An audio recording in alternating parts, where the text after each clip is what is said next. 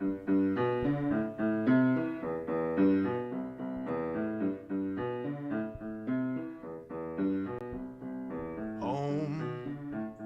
is where I want to be. Pick me up and turn me around. I feel numb, born with a weak heart. I guess I must be having fun. The less we say about it, the better. Make it up as we go along. Feet on the ground, head in the sky. It's okay, I know nothing's wrong. Nothing. Hi-oh, I got plenty of time. Hi-oh, you got light in your eyes. And you're standing here beside me. I love the passing of time. Never for money, always for love. Cover up and say goodnight. Say goodnight.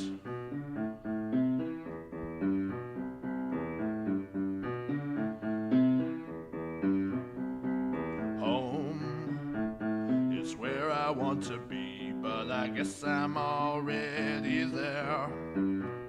I come home, she lifted up her wings. I guess that this must be the place. I can tell one from another. Did I find you or you find me? There was a time before we were born. If someone asks, this is where I'll be. Where I'll be. Hi-oh, we drift in and out. Hi-oh, sing into my mouth. Out of all those kinds of people, you got a face with a view. I'm just an animal looking for a home and share the same space for a minute or two. And you love me till my heart stops. Love me till I'm dead. Eyes that light up, eyes look to you. Cover up the blank spots, hit me on the head. I got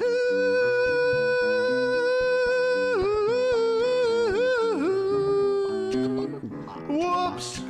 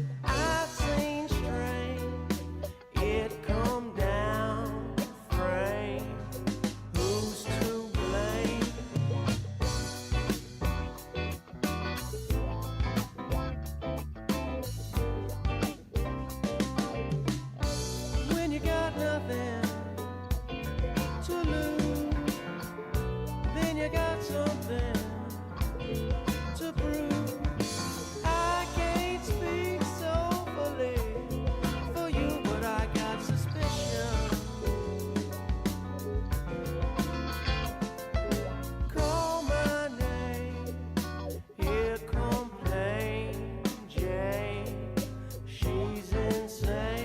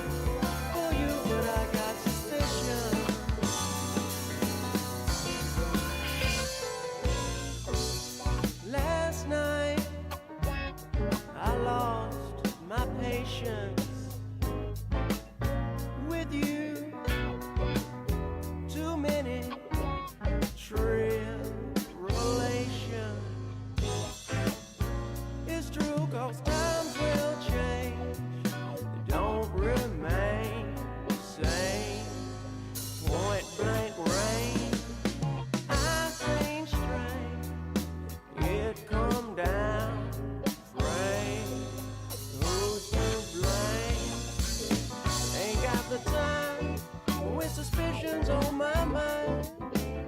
I ain't got the time with suspicions on my mind. I ain't got the time with suspicions on my mind. I ain't got the time with suspicions on my mind.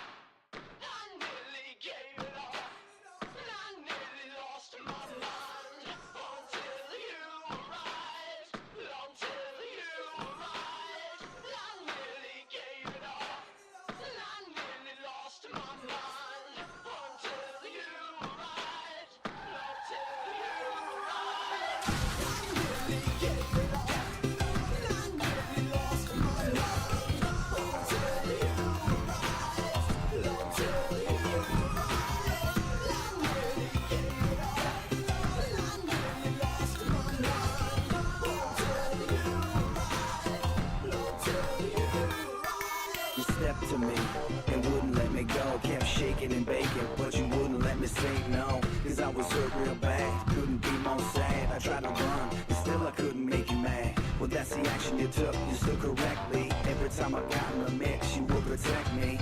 I can't handle this shit like a freaking nature to me, one of a kind, and it happens so naturally. It's been so long since I've seen it, maybe I'm just dreaming. I've been down, I've been down, I've been down. It's been so long since I've seen it, maybe I'm just dreaming. I've been down, I've been down, I've been down.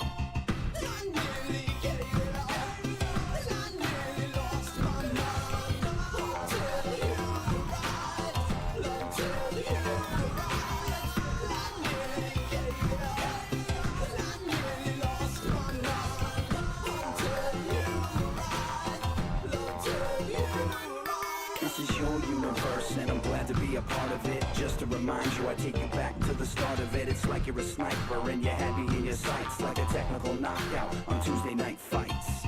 You're the best, girl, I love you to death, until my heart stops beating or I take my last breath. It's critical to let you know how different you are. My life's a sitcom and you're the star. It's been so long since I've seen it, maybe I'm just dreaming. I've been down, I've been down, I've been down. It's been so long since I've seen it, maybe I'm just dreaming. I've been down, I've been down, I've been down.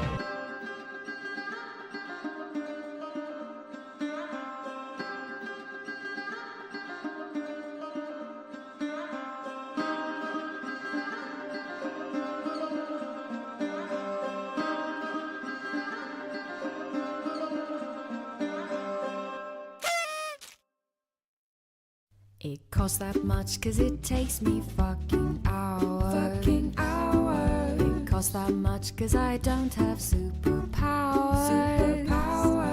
So you need to pay for my skills cause exposure doesn't pay the bills. It costs that much cause it takes me fucking hours. You need to pay for my skills cause exposure doesn't pay the bills. It costs that much cause it takes me fucking hours.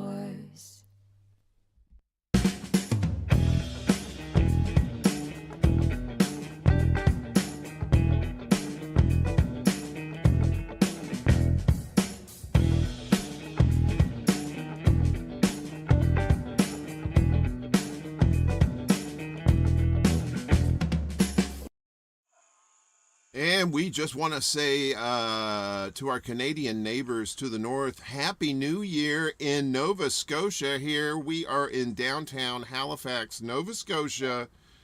And this is the mayor of Nova Scotia here to wish us a Happy New Year, and to have some Molson beers and oh, what, sir? You can stay right over there. There's no need for that closeness. That whole the COVID thing still going around. All right, let's get out of there. Sorry, Moose scared me. What's going on, y'all? Happy New Year! Happy New Year! Happy New Year! All right, I see us on here now. You The see show us? is like 1 second behind, so I just make sure we were on. Hi. But don't tell people about our time machine, okay?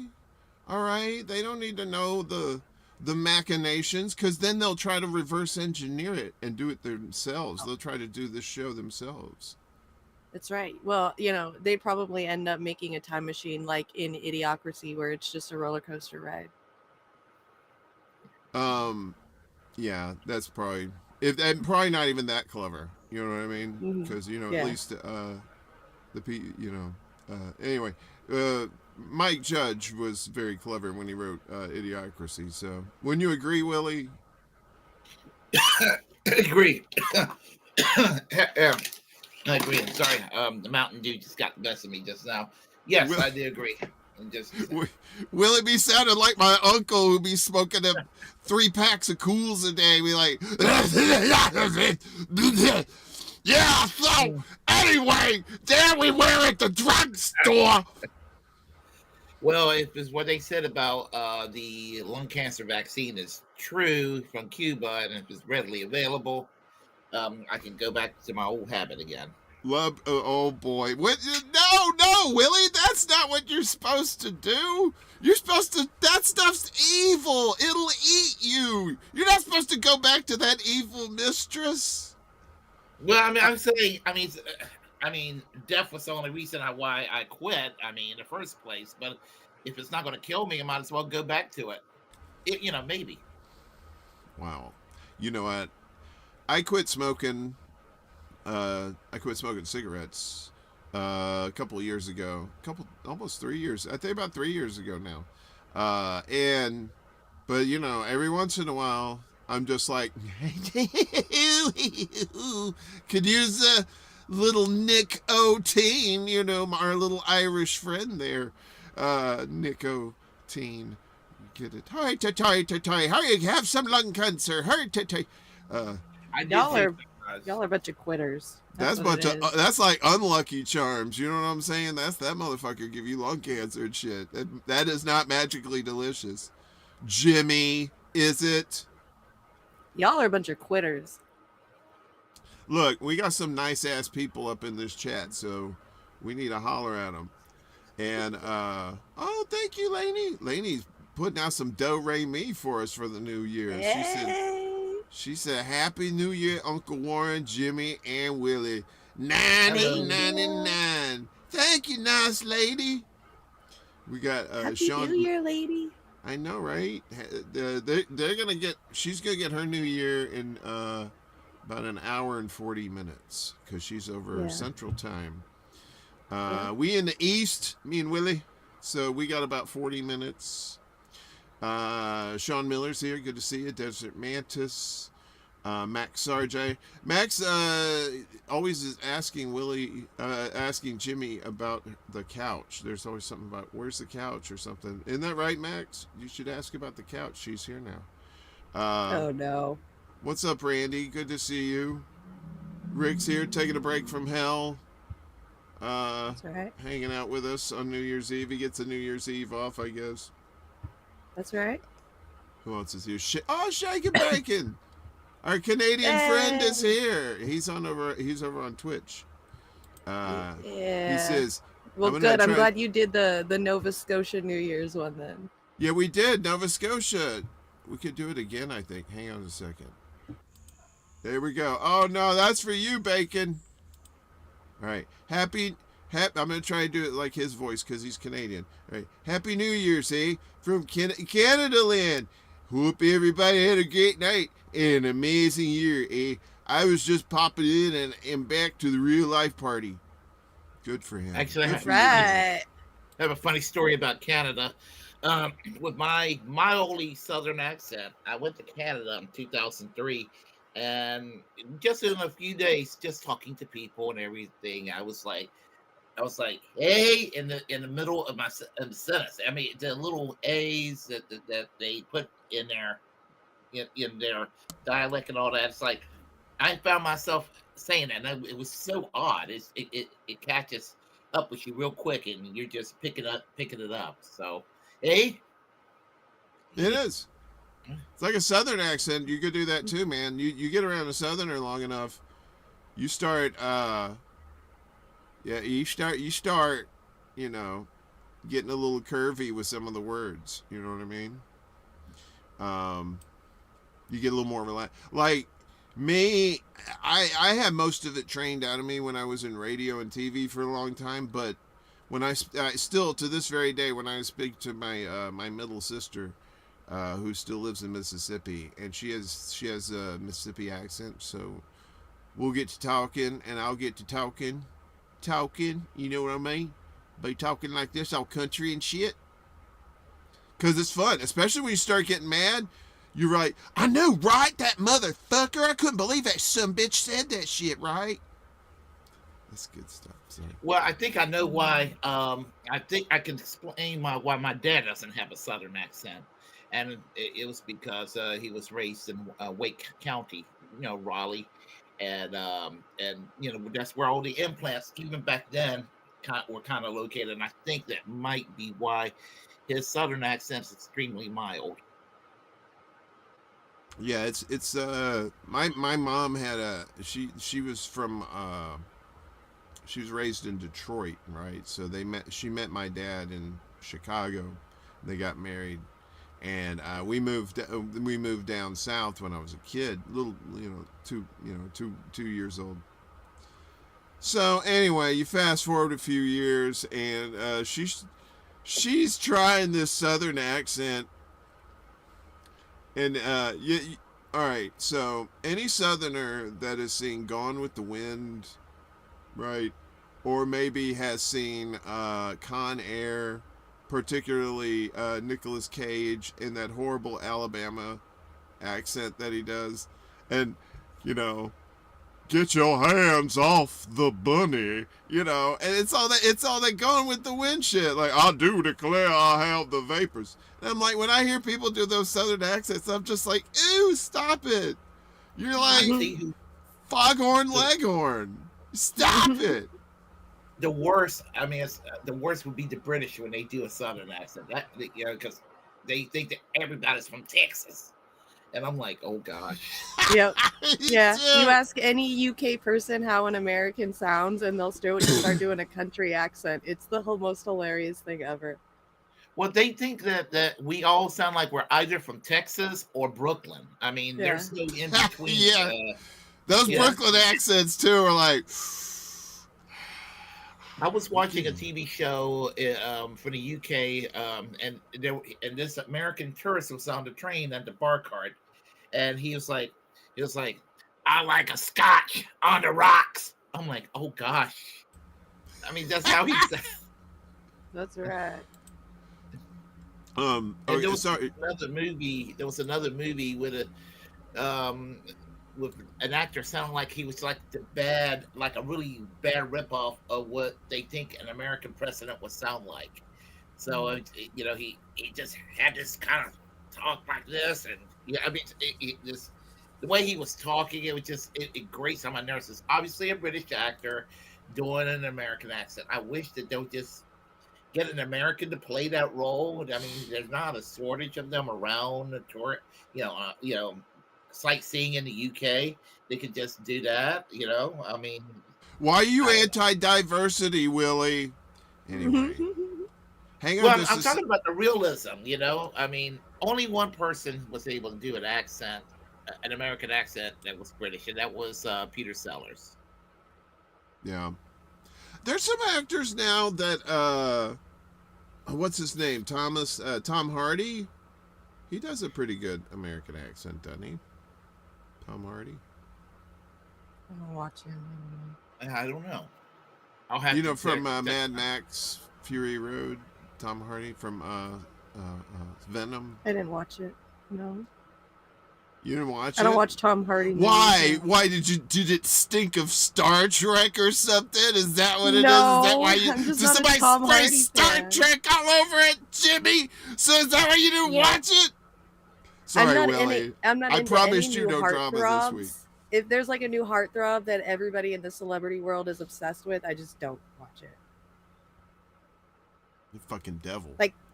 Yeah, like I used to like Chris Pratt until he got all big when he was back in like Parks and Recs, but then now he's like huge and I don't like him anymore.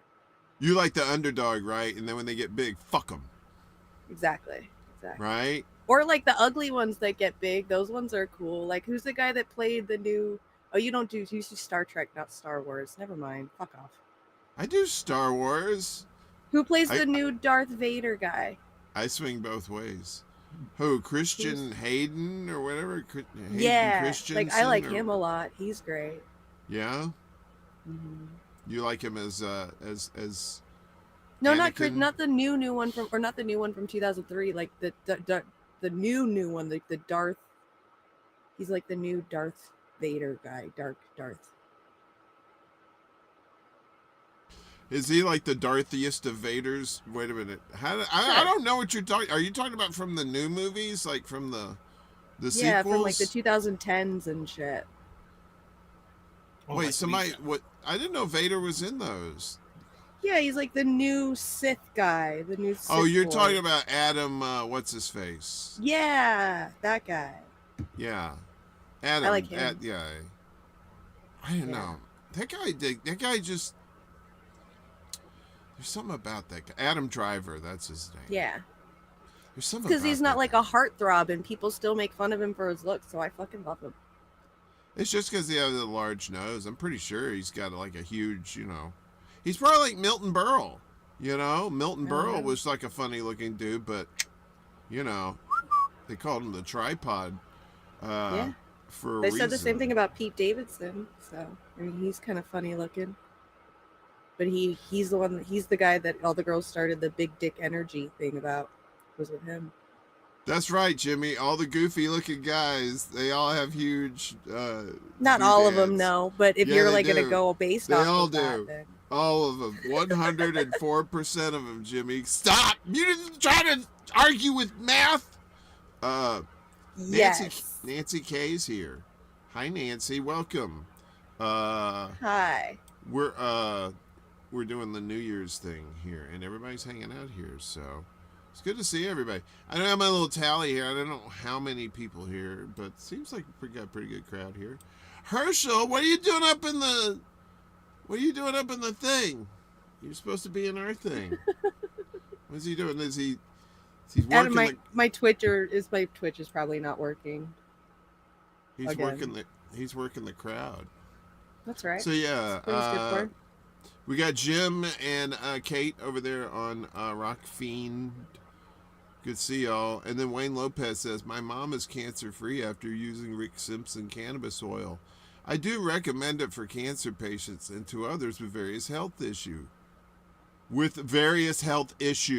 Period. His website, his not capitalized, Anyway, but it has something to do with cannabis. So, but don't click that link. It's probably like malware or something. 2023, y'all. What a fucked up year this was. This was the year without a Santa Claus. Willie knows what I'm talking about, right? You get that reference, don't you?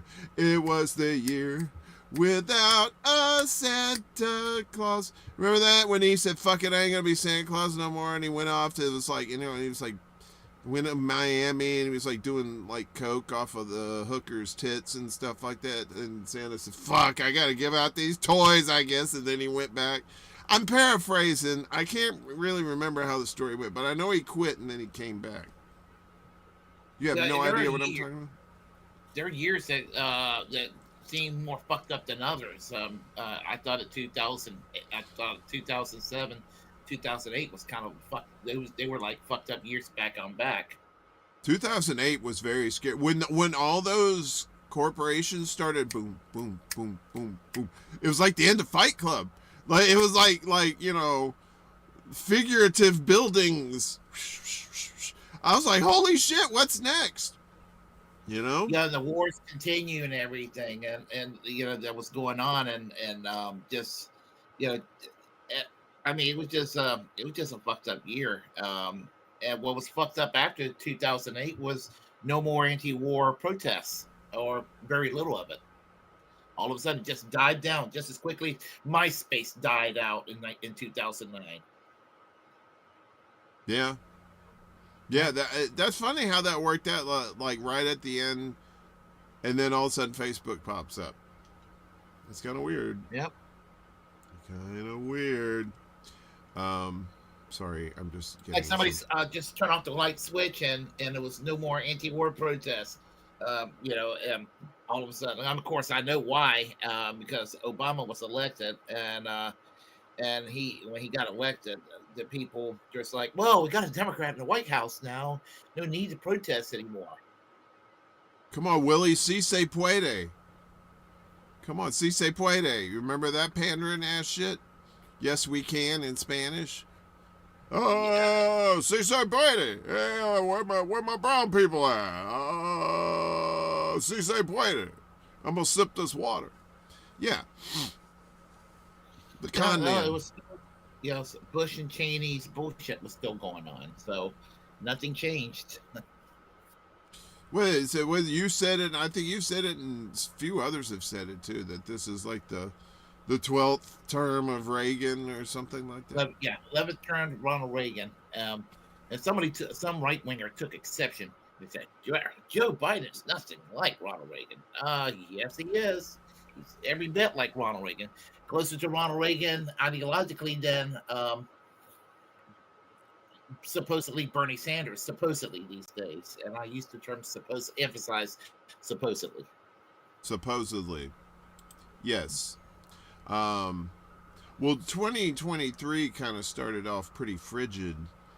Well, I mean, not right off the bat, but for you, Jimmy, you got like when was the snowstorm? It's like that February or March, yeah. Right. That was you're coming up on the anniversary of that too. Has there been any like kind of like crazy weird weather since then over the year? We got that hurricane. That was weird. But did it affect you in the mountains? Did you get a lot of wind? We just got some wind and rain, yeah. It was interesting. Right. Sorry, I'm just setting up some stuff here. And then right now, California, our beaches are dealing with king tides right now because of this storm that's coming in. I think like 20 people got washed up the other day, got injured from a king wave. So we're getting huge waves right now. Just enormous, massive waves. Have you ever been surfing, Jimmy? No, I haven't been surfing. I mean, I've been on a surfboard out in the ocean, but not standing up on it. No, there's no fucking way you're going to get me standing up on that thing. I'd rather snowboard. I have no balance. I can't. No. I mean, I can ski. I can get on skis, but I don't know how to stop properly without falling on my butt. And Yeah. I I can don't. boogie board. Boogie board's fun. You ride You down know, on a wave on a boogie board. I can't water ski, but I can get on that inner tube and get pulled behind that boat, and that's just as fun for me, right? Especially when Fun that too. boat goes real fast and then slings you around a corner, and you're like, oh, you're holding on for dear life, and you're like, yes, yes, Yeah. this is everything. And Yeah. then you don't have to worry about balance and shit like that. You just have to worry about rope burns from the shit. Yep. You know what I mean? You ever Yep. do that, Willie? You ever do like water skiing or inner tubing or any shit like that? I don't have my sense of coordination is whacked, so not really. Yeah. What's up, Snort? Good to see ya. He said I had to go surfing in Hawaii as part of my job. Yeah, right. That would be nice. What was your job? Being excellent? Right? Cue fancy music. You know, we don't know. For some reason, I have technical issues with these soundboard things. I have two different ones that I've used, and both of them have gone teats up for some reason. It's like the stream god said, no silly noises and shit like that for you tonight. So, well, maybe that's a good thing because we have some good conversation to talk about. So,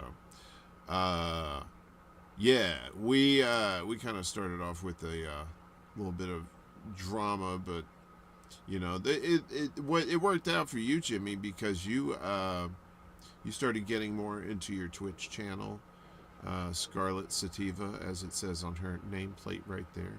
If you're not following her on Twitch, be sure to follow her on there. So Yeah, thanks for the follow, Salty. I saw that today. yeah, you're tearing it up on there. I've caught a few of your streams on there. You and Hirsch and the gang and Roxy and all your Twitch peeps over there. It's fun. You guys have good conversations on there, and the games are fun. Yeah. Too. It's a lot of digital cool. murder, though. It's a lot of bloodshed. Yeah.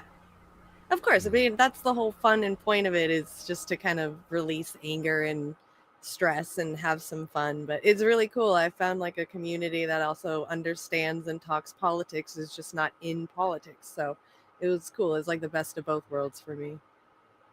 Willie, have you ever gotten into gaming at all? Did you ever like anything like that? I had actually been invited, not on the computer, but in somebody's home.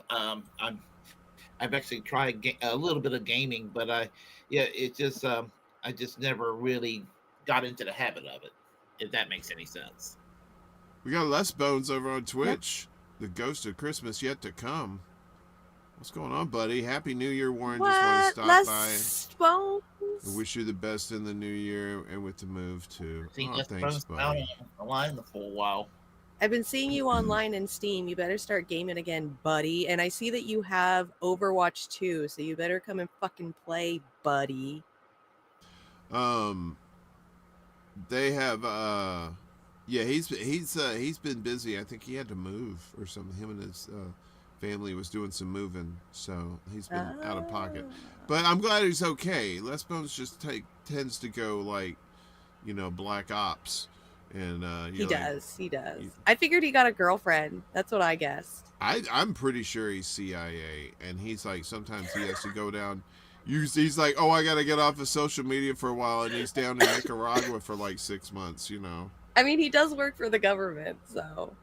Sean wants to know, Jimmy, do you like Snakes and Ladders? That's his favorite game. Yeah. I don't know if that is that a Absolutely. thing did I just get punked? Is that like a sex thing? It's the board game. But no, I've heard of Shoots and Ladders. Snakes and Ladders sounds like some porn shit. Sure, it's whatever you want. I see David in the chat. That's our buddy Saturday from the gaming community as well. What's up? David said, Jimmy said this was the place to be on New Year's Eve. Well, yep. I'm bringing all my friends in here. It my is, daughter should be in here too, so. It's the place to be if you want to save a shit ton of money. I'm going to tell you that That's right right. now. We are the That's budget crowd for 2023 here. And coming up in 20 minutes, we shall be ringing in the new year. Me and Willie will, the East Coast little nutty peoples here. So I sent the link out to like everyone that I know. So we'll see thank you, Jimmy. You're the bestest ever. That's right. Well, There's the Kayla. Best part about What's up, Kayla? About this, I'm not in Chapel Hill having to worry about having several cups of coffee and just letting the alcohol dry out of me before I can get on the road. Right. Yep. Yeah. Fuck that. You're just at home now. Are you drunk? Are you drinking? I am going to have a beer in a few minutes. I just need to grab my my bottle opener in a moment. But yeah, I'm about ready to partake. Hey. He said he about to get towed up from the flow up. What? He about to get towed up from the flow up. Out of my chair in a second. So Hirsch, you weren't supposed to be saying that stuff out loud, all right? My torture projects are my secret fun times. Hang on just a second. I'm setting up the next bit. Okay. As they say in television. I want to grab my bottle opener. Don't yell at me. He like not even 10 seconds after he brought out his beer, he went to grab his bottle opener. That's awesome. No He said- self-control whatsoever. He said, fuck all y'all. I'm going to get my snoot full. That's right. All right, so I'm What just was that? setting this up here. Oh, that's cool. All right, that might actually work. So we got, damn. This place is What? nuts. Okay, never mind. We're okay. I'm just doing a little behind the scenes shit. So, we got a little funsy thing here coming up at midnight. But first, I need to pee. Okay. I need to go make tinkle. So I only require 1 minute. I've gotten this town to a science. So give me 1 minute and I shall return, okay? I know this is right. unprofessional, but trust me, you want me with an empty bladder. All right. Do we count down or what do we I'm do? gonna go pee. It's like with the I don't know what to do with my hands right now. What do I do with my hands? I've actually streamed a few times when I was like, oh, I got to finish the stream real early because I have to do my business. I understand that. Oh, you don't just go run to the bathroom and then come back? Occasionally, I'll tell everybody, I'll put a little just filler music and say, I will be right back. But if it's like getting close to the end of the stream, I'll just try to cut it kind of early because I'll be like, well, I need to take care of this business right now. And so I'll be holding it in me. And then when the outro music takes place, I run and take care of what I need to take care of. Poor thing. I know. That's what I've noticed. The older you get, the harder it is to hold your pee in. I'm noticing now, maybe it's because I'm getting older, that since I work graveyard shift, like in the middle of the afternoon, like it'd be 3 o'clock, I'm sleeping. 3 o'clock in the afternoon, I'm waking up. It's like, oh, time to take another, bathroom break. And I haven't. Was that under a minute? Was Today, I good? while I'm trying to sleep, I will have to go take care of my business. I didn't used to have to do that all the time, but I'm doing that all the time now. So it's like, uh-oh. That's the sign I'm of me getting old. incontinent. Yeah. So. It's like I tell people, I feel like I'm in the middle of Africa. I'm incontinent. You know, but no, I got stoner bladder, and also with my advancing age, that means weaknesses somewhere in the damn wall that you have to patch up. Nancy says, Warren, I followed you but have been gone almost a year. I moved from the city to the country. It's beautiful and different. Yes, the country is beautiful and different. I miss the country. I miss animals. I miss, like, we had a whole bunch of animals. You know what I mean? I don't miss animals. No. I just had to fight off a because raccoon you're the surrounded other by night. them. You don't have an opportunity to miss them because they won't let I you. know. I know one of my cats are missing, and I'm really, really sad, and I'm gonna cry. You know who I wish was missing was that SA cat that you have that keeps I pawing know. you and like trying It's to get the your other goodies. one, Oliver, the one that I actually like. That's the one that's missing. I haven't seen him since last Friday. Look, It's been 8 or 9 days since I've seen him. I think he's fucking dead, and I'm so sad right now. you I'm thinking about haven't. him all day.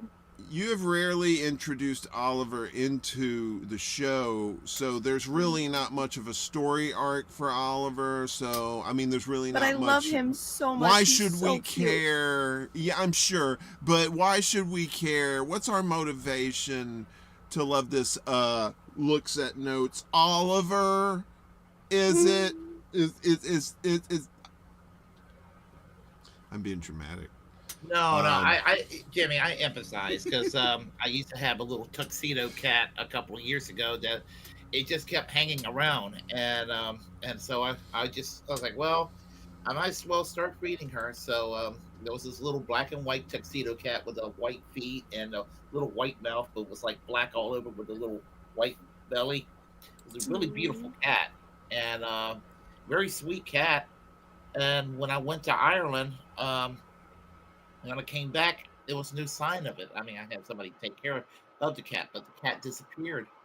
Yeah, I haven't seen him anywhere. I'm so sad. It makes me really sad. Yeah, no, Pepe Lemieux is still here. He's just chilling. He will never, ever, ever, ever, ever leave. Yeah, he ain't going nowhere. Never. As long as you're around, he's not going anywhere. And that other cat, was the other cat an outside cat too? Yeah. They'll be back. They're probably fucking something right now. It's you been know? 9 days. Well, they probably shacking up somewhere. Maybe they went on a vacation or something, you know. Well, actually, Jimmy, I used to have a pet dog that did that when I was growing up. We'll leave for about a week and come back, and he was just the weirdest dog anybody could ever have. It was a collie, and it would just run away. And I'm thinking I'm never going to see that dog again. And then this is when I was a little kid, and it would keep coming back, and he was just a weirdo. Yeah. Also, it's starting to get a little bit too long. I miss him, but yeah. I know. And thanks, because I mean, we were having too much fun there, so we appreciate you bringing the show down like that. So anyway, as we draw it to a close, I guess it's appropriate as we draw. I'm kidding. Don't beat him up, Pepe Lemieux. Jimmy down, I come along, kick. Go beat him up. Sorry. Go beat him up. I do not feel comfortable with you giving love and affection to that Pepe Le Pew rapist ass cat. I'm serious. Why do you? You're an enabler. Just say no, Jimmy. God damn it. I know it's good pussy, but Jimmy, you gotta stop. Didn't they take Pepe Le Pew out of the Warner Brothers cartoon? Probably because he's a rapist. Nancy says it's too cold for animals to have sex outside. I don't think it's too cold for anybody to have sex outside. Goldfish maybe, but everything else is fucking out there. How do you think they stay warm? That's right. They're trying to make a vagina campfire in there. You know, they're trying to stoke it with some kindling in there. That's sexy talk. We do sexy talk on this show, Willie. You know that. Somebody in your comment section says he eats cats. It's gross. Trevor Phillips, how dare you? Eating cat. He eats pussy. He doesn't eat cats. He's just trying to. Okay. He's just trying to be edgy and not street. Okay. Oh no! See, I also love bestiality and necro action. You know, 'tis the season. Right. If you're going to do that, cold weather's the best time because then, you don't lose a lot of body moisture, and that's bad for you. I don't know. I'm not a doctor. Don't take any medical advice from me. Everything's safe and effective, I guess so. Don't sue Y'all me are or going kill to me. hell. Every one of you are going to hell. What? That should be our disclaimer. Don't sue me or kill me. That's gonna be, I didn't. If I fuck something up, that means I didn't know. Don't sue me or kill me. So listen, we got this thing. We had this video, this year in review, right? And there's a lot of stuff in here. You want to go ahead and go through it, or do you want to do it now? It's a little lengthy, or do you want to wait till after? You want to wait about 10 minutes once we hit the top of the hour so we can do the New Year's shit. It's up to Whatever you. you want. Willie, my favorite drinker. I'm digging the lights over there. Look, that's like some of that. What's his face? The dude that did the Campbell Soup paintings. Andy Warhol. You got some Andy Warhol shit going on right now. You got like green. Let's see, you're green, and now you're like purple. Now you're going down to blue. And now it's green. Look at that, man. You can't do that shit to stoners, Willie. Come on. I'm mesmerized. Well, I mean, Andy Warhol was the greatest artist of the 20th century. Yeah. Willie, I like eclectic people. You know what I mean? I like people that are just like just not normal. You know what I mean? Safe, in to a certain extent, but not normal. So. I guess that would be me. Yeah, that's me too. I try to be. I don't know. I never wanted to be. There was like the cliques in high school and stuff like that, but I just kind of like I kind of like took little bites off of all of them, right? I knew some of the cool kids, and I definitely knew all the poor kids because I was one of them. But and then there was like the weirdos. I knew them. Some of the toughs. I knew them too, because small town shit. So it's like you knew everybody, So you kind of. I was my own clique in high school. Yeah, I knew people like that too. Little islands in the stream, man. I would see. I would see. A lot of those cats were just kind of standoffish, but. I never was like mean to them or anything. In fact, I knew that they wanted their distance, so I walked by, I'd be like, give them the nod, like, hey, what's up? We're cool. And then like two ships passing in the night. I hated my high school, so I could say this now, statutes of limitation, but I got even with I kind of got even with a bunch of people in high school, so. I took out like years of rage into my high school. It was a lot of damage. Yeah. Hell yeah. Mm-hmm. Yeah. And they knew I did it. Principal knew I did it. He could not touch me. Nice. Willie is the school mafia. I always knew it. What? Don't tell anybody. This is between me and y'all and this audience. But when I was in high school, I was a nerd. I know that's really hard to believe, but we do not condone lies on this show, Willie. We talk the truth. Well, that is the truth. I was a nerd. I was an outcast, and nothing wrong with that. No, I mean. And I still hate my high school. I still don't go to a high school reunion to this day. And somehow they catch up with me. And I'm like, I don't answer. I don't answer any of these letters or emails or anything. I mean, I will not go. I will not go to any of my high school reunions. Let me tell you this quick story. So one of my best friends from high school, he's like one of the few people that I still keep in contact somewhat. With today, right? And he's valedictorian, super smart guy, very talented, musician. Ended up starting a business with his wife. Their kids are great. And I think it was like the 10-year reunion, and me and him and some of our other friends we were going to go get dinner or something like that. And I said, "You guys going to the 10-year reunion?" And my buddy, the valedictorian, he looks at me and he says, "Look, let me tell you something, man."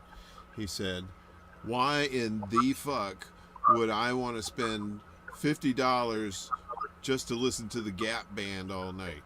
You know what I'm saying? Because it's like been 80s themed and like, you dropped the bomb on me. And it's like, and then you want to see these tired ass people that really you don't want to. You were okay with. You went to school with them, but you know, there was like the handful that actually came out of it that were still, you know, friends later on, and then out of that little bundle, there may be 2 or 3 that stayed like, you know, your best friend for the longest time or something like that. You know, I don't know. Or maybe you were a bully, Willie, and you just beat the shit out of everybody. I don't know, man. I don't know your life, man. Tell me a story. Well, no, I'll quickly say it. I mean, we were just outcasts when we moved into that little town. My parents, I mean, they got kind of socially, just socially isolated as well. I mean, you know, we just didn't fit in that community. They didn't take too kindly to outsiders. In other words, it was that type of. I mean, we just never quite fit in there, and so it was kind of tough living in that town. And so, and it was, I was, I mean, not trying to be a Debbie Downer or anything, but I was, you know, yeah, I went to school every day, kind of terrorized by students and principal. I mean, it was horrible. I mean, I never looked back when I graduated. And I swear to God, I would never go to another high school reunion. I would never go to any of them, none of them. And I refused to. In 2028 will be my 40th year. Will not go. Yeah, Nice. yeah. Good. Yeah. Never had any interest in going to any of those. You know, I mean, I wasn't like you know, I knew a lot of people, and you know, because I'm just I'm just a big mouth, so that's what happens. You got big mouth, you got to talk to a lot of people, and but yeah, it was just like, you look back now, even like 10 years out, even that first reunion, that's a lot of water under the bridge. 10 years away from high school, like that, a lot of things can happen to a person, you know. And so them.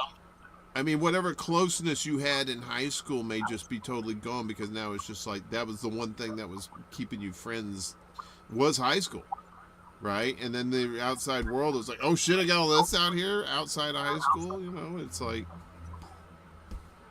yeah, I mean, I forgive these people. I just don't want to deal with them, if that makes any sense. no, I don't blame you. I don't want to deal with them either. I agree. Yeah. What were you gonna say, Jimmy? I'm sorry. No, I said I agree. I'm a forgiving person, but you know, just because I'm forgiving doesn't mean I have to go out of my way to you know, catch up with old times. There's no old times I want to catch up with these people with.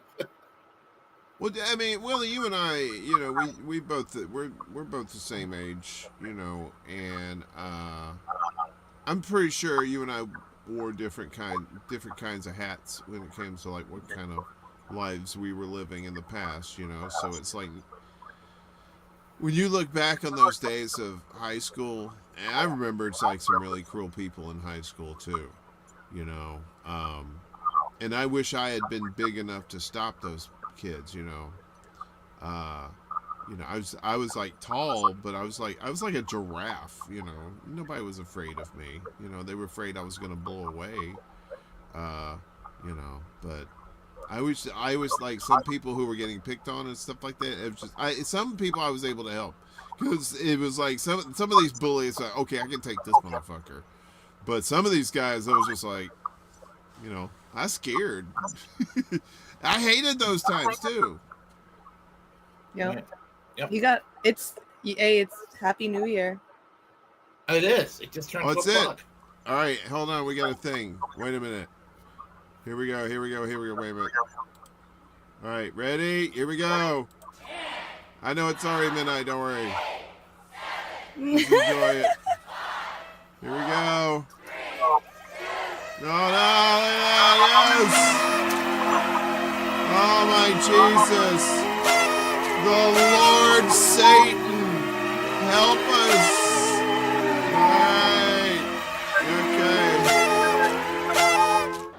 All right, there it is. Live Times Square. Happy New Year. Some shit going on. I have no idea. There were some firecrackers going on outside, like about a minute before. It was still 2023, but maybe somebody's clock was a little ahead of time or something. Probably. Yep. Yeah. I'm glad you said something because I was starting to ramble on there for a second. I know. I just looked at the clock. It said 8:59, and then I was gonna say something, and then it switched to 9, and I just said Happy New Year. I was trying to stretch, but I stretched too far. That's all right. Yeah, it's a game show. There's fireworks But and it's still gunshots. 2023 where Jimmy's at. Jimmy's still right. 2023. It is. Yeah, It Jimmy's is. I got still have 3 more hours.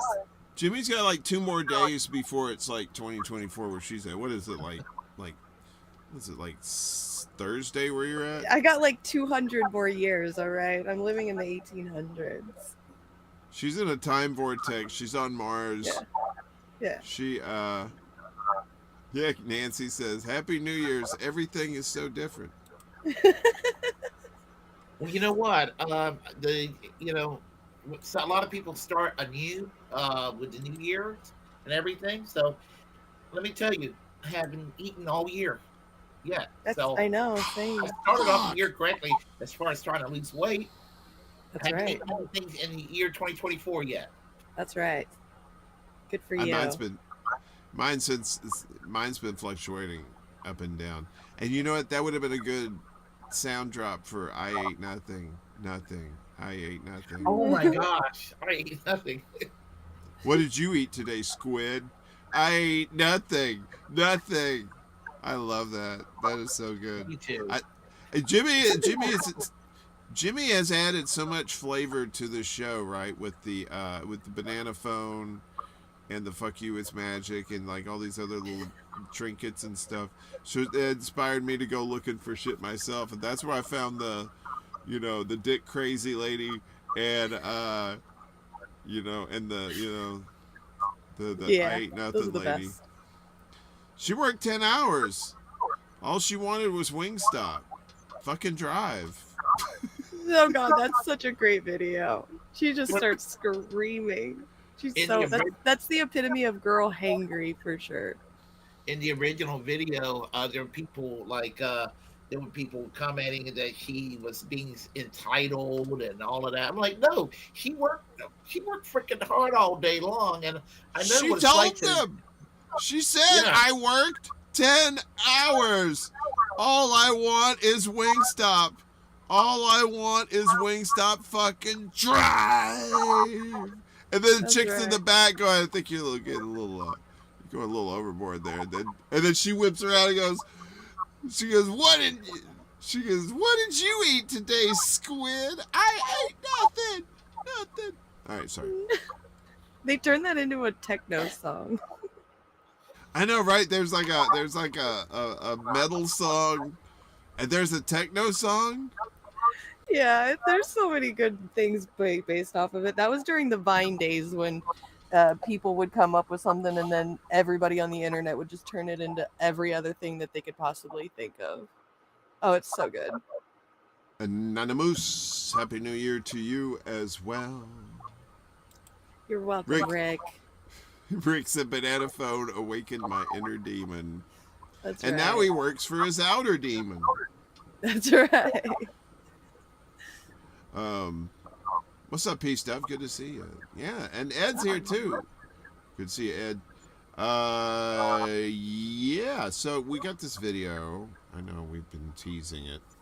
Let me see here. So, nope. I knew I was gonna fuck up. I forgot to turn that off. So we got it's from Vox. Is that what it is, Jimmy? Is it just kind of like what is it again? You said it's a thing. Yeah, it's a 2023 year in review that Vox put out, and it's really good. It's just a big compilation of all the things that happened this year. Right. Which is a lot. Okay, I think this is set up now. All right. So I can say this year because it's still 2023 for me. Damn, Willie, we gotta hook her up with the Powerball numbers. You should. I want to be a millionaire. Does that actually work though? They don't let you. They don't let you enter numbers like 3 hours before the thing, right? Sure. I don't know. I'm just a girl. Well, then why aren't you in the kitchen?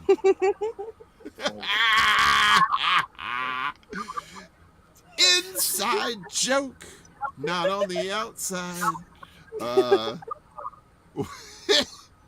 So we're stoned. Willie's having him a snootful in his colorful cave there. Yep. He's having a rave. What are you talking about? He's raving out over there. He's good. He's got Daft Punk on in the background. Where's your pacifier? Where's your glow sticks? I never understood that in the 1990s with the pacifier. It's because you were on so much ecstasy and you couldn't stop chewing, so you needed a fucking binky, and it looked cute at the same time. I used to go through like 4 a night. Okay, I was always wondering. Hot. I mean, I'd chew the shit out of those because you grind when you're on ecstasy. Your teeth grind a lot, so it's just good to have that binky in there to have it grind on something while you're going at it. You can't help no idea what that was about during the time. I thought it was just a fashion adornment, and I was like, no, I'd go through about 4 a night when I would do it. It's so I love binkies. I mean, I'm sober. These raves, what few raves I've been to. But I was wondering what was the deal with the pacifier. Yeah, usually if you see somebody with a binky, they are hardcore fucked up and they cannot control their mouth movement. Now I know. Yeah. And it's usually a grind, a back and forth grind. The jaw is like going back and forth, back and forth. It's brutal. It's fun. I'm too old for that shit, but it was fun.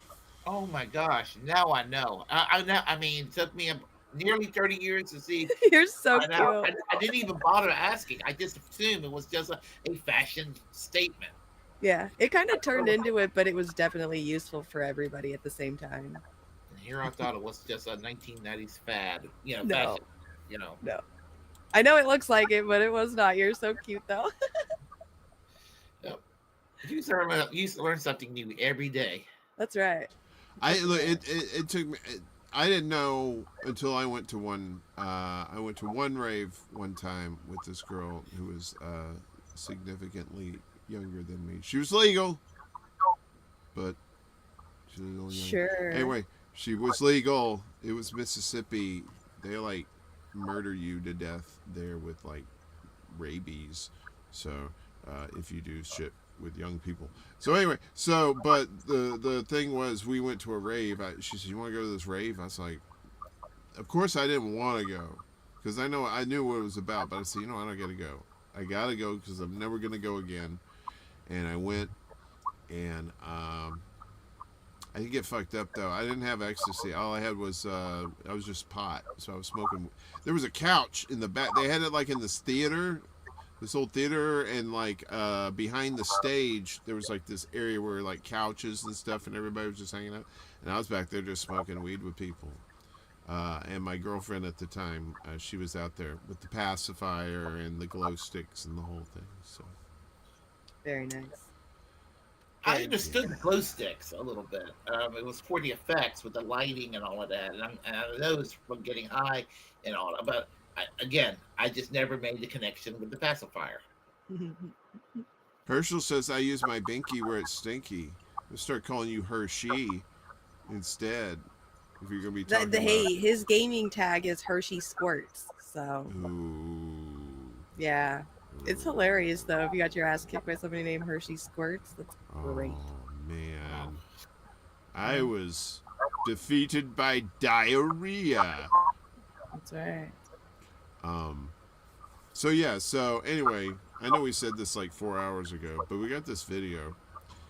4. It's the what in 4 hours? 5? Yeah. How long It's have we been about doing 5 this? hours. Almost 5 hours. Yeah. What day is it? Anyway, Tuesday. So this is Vox, and it's just it's pretty cool because it's nice little tidbits of everything that happened this year. So hopefully this works. Let's see. Let's make sure you can hear this. 5.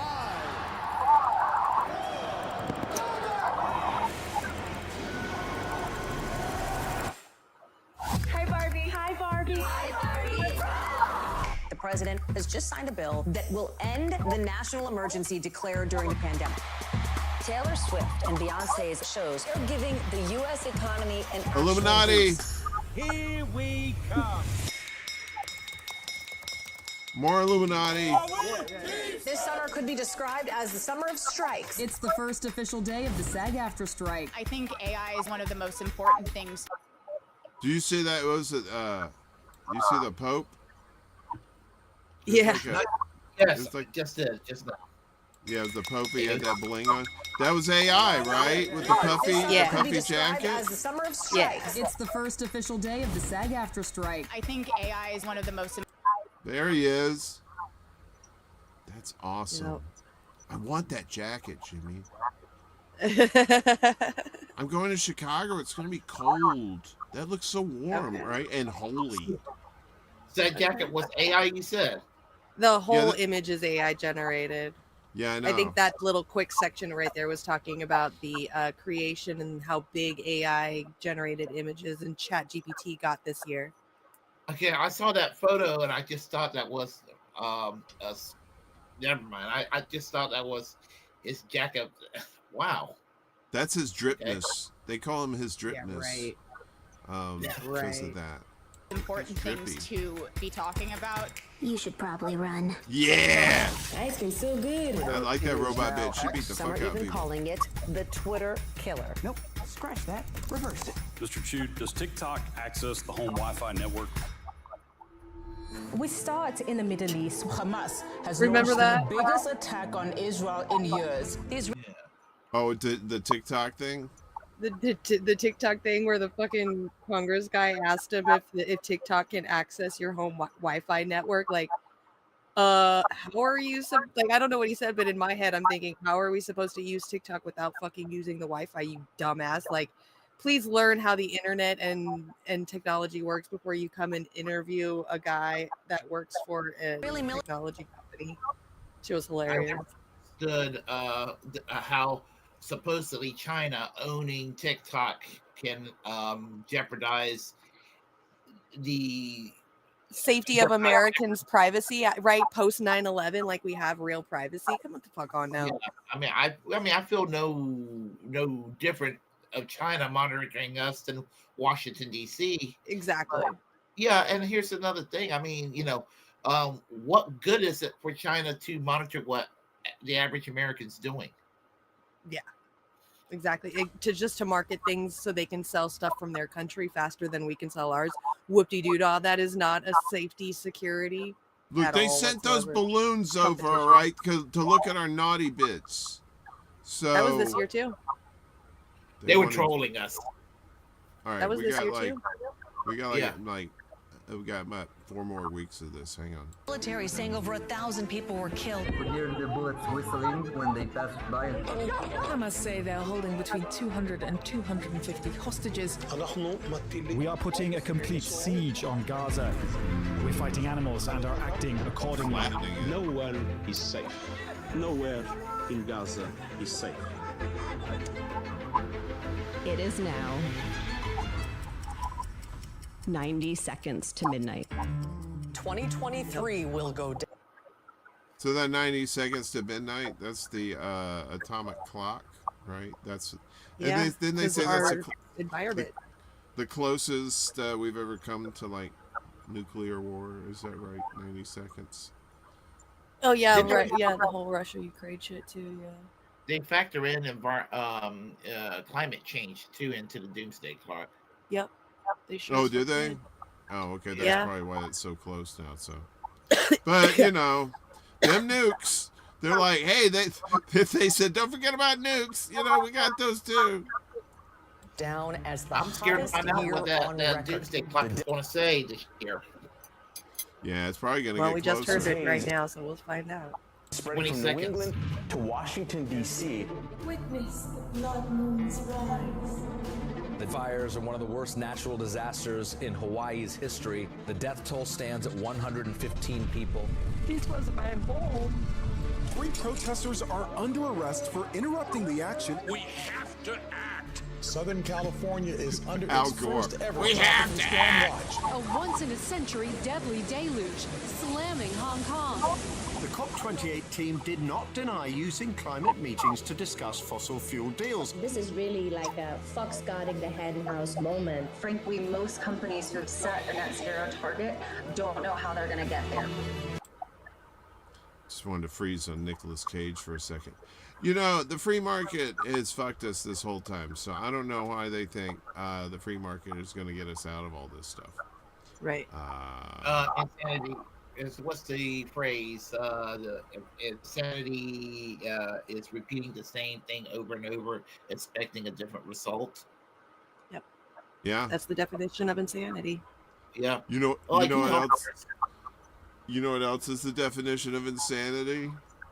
Nick fucking Cage right there for that freeze frame. Yo, you know it's true. Yeah, but this TikTok video trend right here was so fucking huge. It was amazing.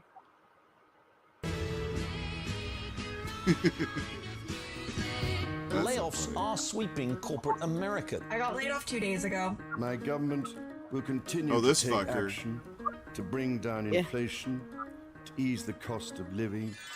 Bombastic And his crown. A group of orcas appear to be The orcas. attacking- Wait. All right. The winners of the Times Person of the Year is got to be the orcas, right? It has to. Yeah. The orcas. I'll be mad if it's Zelensky again. Well, Orcas we'll send the definitely. orcas after Zelensky, right? Yeah, we can send them on a really cool boat trip. You know what we'll do? We'll go up to Canada and get those coke sniffing orcas, right? They go after coke. They like cocaine. You know, they're like they work for the Royal Canadian Mounted Police, right? And they sniff cocaine in the water. So you know they could swim to Ukraine and like grow man feet and then go get him with his cocaine. Yeah. I'm gonna play this video. Sinking some boats. Racing against time to find that missing submersible. This guy. $250,000, a ticket. Bankman-Fried now faces more than 100 years in prison. $250,000 to get crushed, Jimmy. To death. I know. That sounds like spending a lot of money at the strip joint. You know what I mean? You're spending a lot of money to get crushed. You know what I mean? It's like, sorry, son, nobody loves you here, but we love your money. Just saying. Okay, I'm gonna play this video some more. First Republic is now the third major bank to fail since March. Rupert Murdoch is to step back. And will hand over the reins to his son. I'm the eldest boy! The New York Republican is now the 6th lawmaker to ever be expelled from the House. This entire country has been bullying me just because I am a proud gay thief. The House has been paralyzed without a speaker for nearly 3 weeks. This is embarrassing. There have been concerns for months about Senator Feinstein's health. Look at the candles on that cake. This is the oldest man alive. Says never surrender. Surrender. Okay, that is a picture of him surrendering to Georgia authorities, though, right? I don't care about politics, bruh. So when The U.S. linked the balloon to a vast There's your Chinese balloon. military surveillance program. There it is. So there was the balloon. There was the thing they shot down over Alaska, right? But the one balloon, they just let it go across the country, and then they shot it down over in Willie's neck of the woods, right? Isn't that what happened? Yeah, as I said, I think they were trolling us. That's all it was. And I've gotten into an argument with people online saying, "Oh, I would have shot down that balloon first chance I get." I was embarrassed of that. I'm like, okay, whatever. Yeah, I was talking to Hirsch because he said it. He saw it being shot like right by the ocean, right where he lives at. So he was saying that they used like 2 rockets and it made a really loud sound. He was like live streaming his gaming when it happened.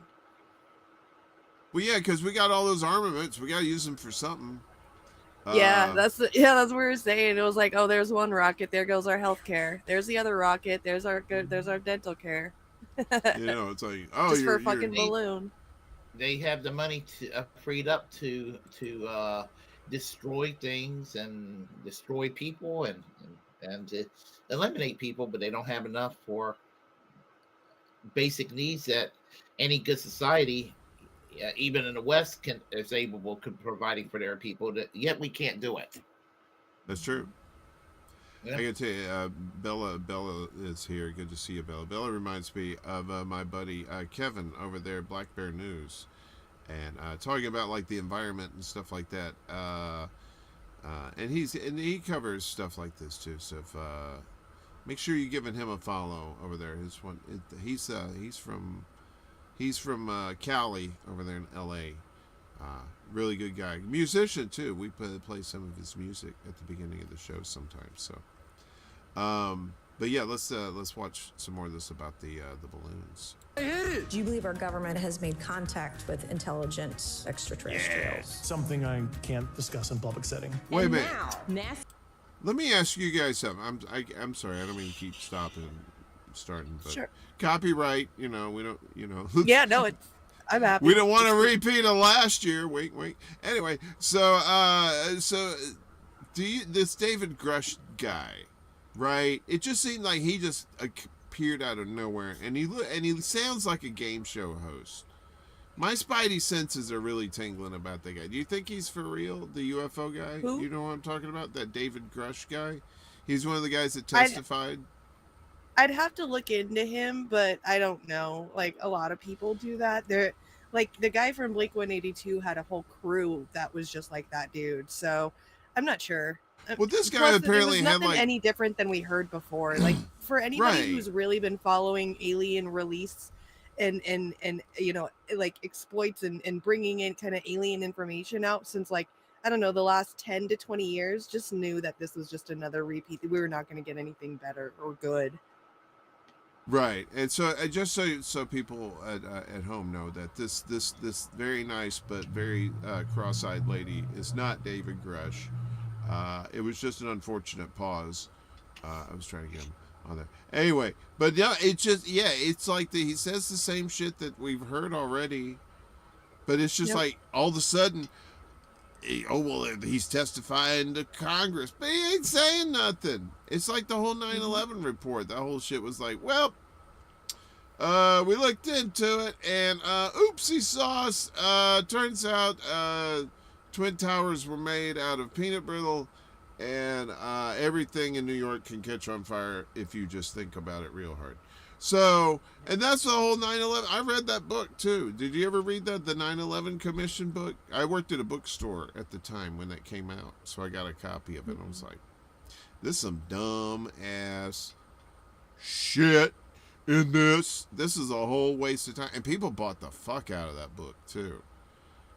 Did they acknowledge blowback? They did acknowledge blowback in the 9/11 report, right? Acknowledge what? Blowback. Blowback? What do you mean? What we have done in other parts of the world came back as retail. Yeah. You mean that stuff that they were talking about recently that other people in the space have been talking about for years? Yeah. That our foreign policy probably in some way instigated that. Yeah, exactly. Yeah, because I mean, I was accused of bigotry when I said that the Israeli government knew that an attack was coming. It's very reminiscent of what the United States what the United States kind of knew there was something coming as well. prior to 9/11, and it comes from a previous ugly policy by quote unquote said nation doing whatever they've been doing for years, other than the United States. Yeah. Anyway, let's continue here. NASA's first mission to deliver the largest sample collected from an asteroid to Earth. Flames and plumes of smoke lit up the sky in East Ohio after a train derailed, the deadliest earthquake that Morocco has suffered in more than 100 years. The number of people killed in earthquakes in Turkey and Syria has risen to nearly 50,000. 2 dams and 4... Someone was talking about that the other day, about the rise in the number of earthquakes around the world, and how the jet stream is like all fucked up now. Right, if people don't know, this pretty much it goes from the west to the east, and it kind of curves around up the northern part of the country there, and it regulates the airflow, and whenever that thing's fucked up, then you'll have like 70-degree weather in Nova Scotia, and it'll be 20 down in Miami or some ridiculous shit like that. So anyway. 4 bridges collapsed. India's deadliest train crash in decades. It has been 1 year since Russia began its full-scale invasion of Ukraine. If Russia stops fighting and leaves Ukraine, the war ends. If Ukraine stops fighting, Ukraine ends. Fighting intensifies between Sudan's armed forces and the rebel Rapid Support Forces. Over 1,500 pro-Bolsonaro supporters had been arrested after they stormed government buildings in Brasilia. The situation in Manipur has been tense. The photos confirm news that no parent wants to hear. A fishing boat sinking with hundreds on board, hundreds of migrants. Now, more than 1.7 million Afghans have been told to leave Pakistan. And when they're like the refugees that were crossing the English Channel too, weren't there like some in there like a boat sink or something like that too that killed some people? That happened this year, right? Yeah, I don't know. It was like all those. Remember all those these... people like held on to the airplane when it was leaving?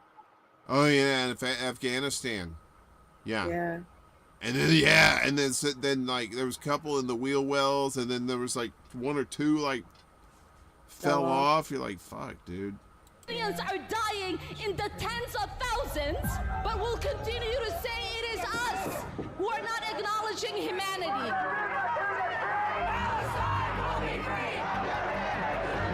Tens of thousands showing their support for the Palestinian people.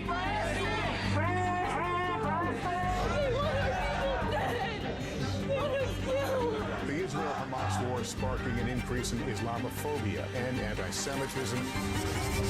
Yet another mass shooting in this country. 10 people are dead. In Mississippi, in Louisville, Kentucky. At an elementary school in Nashville. Ain't no way in the world y'all are trying to ban TikTok and y'all haven't even flinched at changing the gun laws. Memphis police have just released the footage from the death of Tyree Nichols. Those 5 officers were arrested and charged with second-degree murder. Former U.S. Marine captured on video putting Jordan Neely in a chokehold. Yeah, I remember that kid. That was not too long ago. The kid on the subway. Yeah, these police departments. I know New York in particular is trained by Israeli Mossad, right? And they use those same tactics that the IDF uses on the Palestinians. Yeah, very striking similarities there. Affirmative action is gone. Catholic priests can now bless same-sex couples. 6 justices ruled that certain businesses can refuse to serve gay people. New laws in Uganda mean that anyone having gay sex can be jailed for life. I got some Bud Lights for us. Sorry. That pissed me off about Uganda too, because that was bullshit. Because the only reason why Uganda passed that law about LGBTQ death was because of Christian missionaries going there and teaching them about the Bible and Christian religion. That's the only fucking reason. It's such bullshit. It pisses me off. I got a funny story about that. As far as a funny story is concerned, Ted Cruz, who I have no use for, claimed he said he's bothered by the anti-gay laws in Uganda, and they ended up his right-wing supporters accused Ted Cruz of being woke on LGBTQ. Can you imagine that? Just Wow. Yeah, Ted Cruz is LGBTQ. Okay. I mean, he doesn't. That's what they do, though. He doesn't support. He's definitely socially conservative, but apparently killing them is the line he draws, and they said that's woke. Yeah, that sounds about right out there. They're they're gonna take it like that. When you give religion unfettered freedom to tell people in a community what they believe in, yeah, that's how else are you gonna think? This is just proof right here that Christian religion running countries is never gonna work for all people. Yeah, you definitely well, I mean, look how Iran suffered under theocratic rule, right? Yep. You know, after it's the same Jesus, it's the same God, it's just a different name. So the Quran is pretty much has Jesus living testaments in it too. So it's all the same stuff. And that was and that was the extreme Iran was pushed to, right? Because like in the 50s, they were a regular democracy. You see pictures of Tehran and stuff. It looks like New York City. People, ladies in dresses, and they're going shopping and shit like that. And then they get rid of the guy in charge, and they put in their own people, the Shah, and the people hate him because he's stealing from the country, and he's fucked the poor, and of course then the rest in 79, the hostage situation, they get him out, and and the next thing it's theocracy taking over. So it's absolutely, I agree. And it's all because under I cannot think of the name of the guy in 53 that they deposed, but they weren't pro-Soviet, but they leaned toward the Soviets, and the CIA decided they couldn't accept that. All right, let's watch some more of this. This is almost over. I think we got a minute and a half left. What? Mexico's Supreme Court has declared loudly and clearly that access to abortion care is a human right. Ohio now marks the 7th state since Roe v. Wade was overturned, where abortion rights supporters prevailed. I want a big life. I want to experience everything. I want to break every single rule there is. This is a beacon of hope and possibilities. I just EGOT. Come on in the box in front. Go! Spain wins the World Cup. I don't pray for results. I just ask that I get the strength to give it my all. Israel and Hamas agreeing on a deal that will free a number of hostages. I still got hope because I know we are still here and we will never quit. India is on the moon. We choose to go back to the moon and then on to Mars, and we're going to do it together. We are being asked to love the extraordinary species that is humankind and keep it alive. That's all this is. Wow. Yeah. So. Yeah, that's cool. India is officially the 4th country to have landed on the moon now. I talked to my physicist friend Robert up there at the University of North Dakota, and I said, Rob, why don't we ever go back to the moon, man? We've been there, we checked it out, right? No money. We should have bases and shit on there, right? And he goes, well, it all has to do with the moon dust, right? Okay. And you say, well, that's fucked up. But he said, moon dust is not like dirt here on Earth, right? Because there's no moisture. Well, there's water in it, but it's not wet. But anyway, it's pulverized rock. It's like, and the particles are very fine and very sharp, right? So when you're working in that shit, you got to be careful because, you know, you get too much on you or something like that, and you can end up tearing your suit or something like that. He said it's very impractical to work around that stuff. And that's what I said, well, what they need to do is they need to invent some machine that can like vacuum that shit up and turn it into something else, right? So you're actually, you know, converting, you know, you're clearing it away so then you can actually like build stuff, right, without all that sharp dust around. And then you take this and maybe make building material out of it or something. I don't know. He said, I don't know what the fuck I'm talking about, and to get out of his bathroom. So, that's what I would say too. And, you know, I don't even know how I ended up in his house, to be honest with you. But he's a smart cat. I want to get Mundus Ultra back up and running here pretty soon and get him back on. Or maybe just do a straight-up space show with him.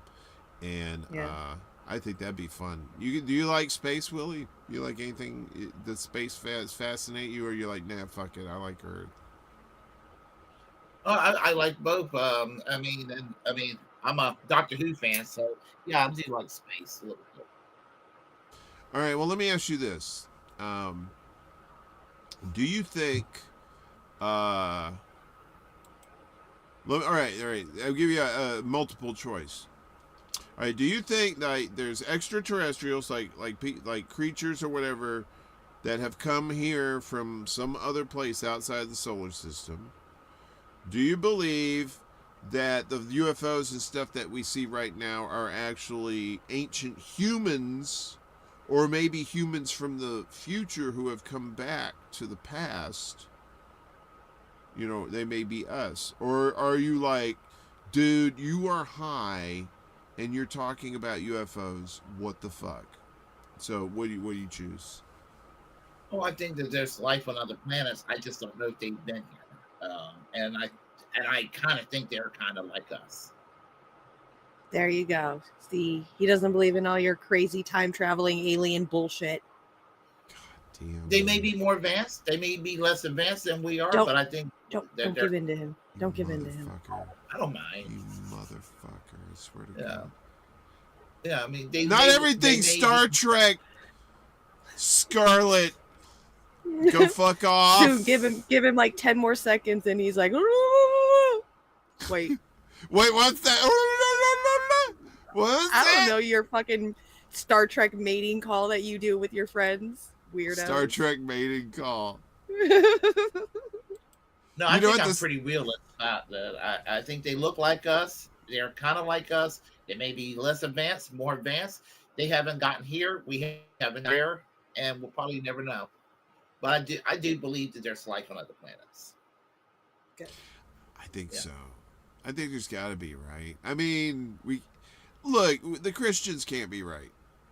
We can't be the only ones, right? They're not right. No, if you've ridden on a plane and you've looked at the top of clouds, obviously there's no fucking angels there, so they're wrong. Well, they could be tiny. But look, that's the thing. The point is, we don't want the Christians to be right because they'll never let people down. They'll never shut up about it, right? You know, you're like, fuck, all right, okay. I mean, remember the time you went to Pluto and you didn't find anybody? It's because Jesus said we're the only ones, dude. Remember when you went to Alpha Centauri? It took you like 2,000 years. You got there and nobody's there because Jesus said we were the only ones. You know, the New Age Christians believe that there's an outer space and there's God watches over all of Jesus? them, all of the planets, right? There's a space Jesus? It's not a space Jesus, no. It's just they've kind of like realized that you can go into the air now, so they can't really say that they're up in the sky in clouds. So they say that Jesus or God is everywhere, even in space and other planets, watching over other people and in other planets as well. Jesus that sounds is like Mormonism. I think Mormons sort of believe you rule over, when you die, you'll rule over your own planet. Yeah, well, when you die, you go to heaven, but heaven's not like in the clouds anymore in the new Christian religion. At least not the ones that my parents go to. Now it's just heaven is like in space in its own dimension. It's heaven. It's like, it's like a pearly gated neighborhood with God hanging out with you every day. Ooh, baby, do you know what that's worth? Ooh, so heaven I guess technically is another a place dimension. on Earth. Yes. Ooh, heaven. The Go-Go's taught us that Ooh, heaven is a place on Earth, or at least Belinda Carlisle did. Yeah. Do you know what that's worth? Ooh, heaven is a place on Earth. Do, do, do, do, do. Fuck I was off, more of a that Jane was stupid. Weaver fan than I was Belinda Carlisle. Ooh, I liked her. Yeah, And what's that crazy, the chick with the crazy eyes from the Bangles? I liked her. Susanna Hoff. Woof. So did I. Yeah. She's still great. Walk with an erection, because that chick was hot. Boink. She still looks great. She does. She's one of those All right, ladies so that's like, okay. that's Your like, friend Bella says rapture occurred on October 2011. Holographic Jesus came by and found 3 worthy of ascension. I believe he said there were 2 atheists and a Buddhist. That tracks. Facts. No cap. You know what I don't get about certain Christians is they will tell you this is when everything's going to end, and then that time takes place, and then people still follow these charlatans like John Hagee and the assholes like that with the blood moon conspiracy theory. the blood moon conspiracy theory? About the end of everything because of blood moons and all that. I mean, he's a moron. Have y'all ever heard of John Hagee? Oh, yeah. That sounds familiar. Yeah, yeah. Blood moon is also what happens when I eat too much spicy Mexican food. What does he say about blood moons? About, I guess it'd be like the end of everything because of the moon turning very red at night or something like that. We literally just had a blood like moon Mexico. like not too long ago, and we're fucking fine. Like we get them a few times a year. Yeah, it was about a decade ago when he came up with that crap. Yeah, that's bullshit. Why has it got to be a blood moon? Why can't it be like a urine moon or a semen It's moon? just it's because of the color. Like they have blue moons as well. If you look up like Semen 2024 full moon names, you'll see they have there's like they all have names. Yeah. I didn't have a blood moon. This guy Barker in the chat keeps asking Willie why he calls himself Bragg. That's his last name, bruv. He's Oh, yeah. Bragg a pseudonym. That's like the second time he said it. That's his last name. he He's got wants the to know coolest you- fucking last name ever. He wants to know your origin story, dude. Ooh. Mine? You want Yeah. the Willie Bragg origin story? Yeah, do you want to hear? How'd you get your last name? You say you're born with it. It's Maybelline. Yeah, I was always a fan of the singer Billy Bragg, and so I just combined my first name Willie and Bragg together. And Is that why every time I look up your name, it's a musician on YouTube? Yep, that's the Billy most annoying Bragg. thing ever. That's right. In wait. fact, he wouldn't remember me, but I've actually met him several times at a show, at various shows over the years. He may, Hey. yeah.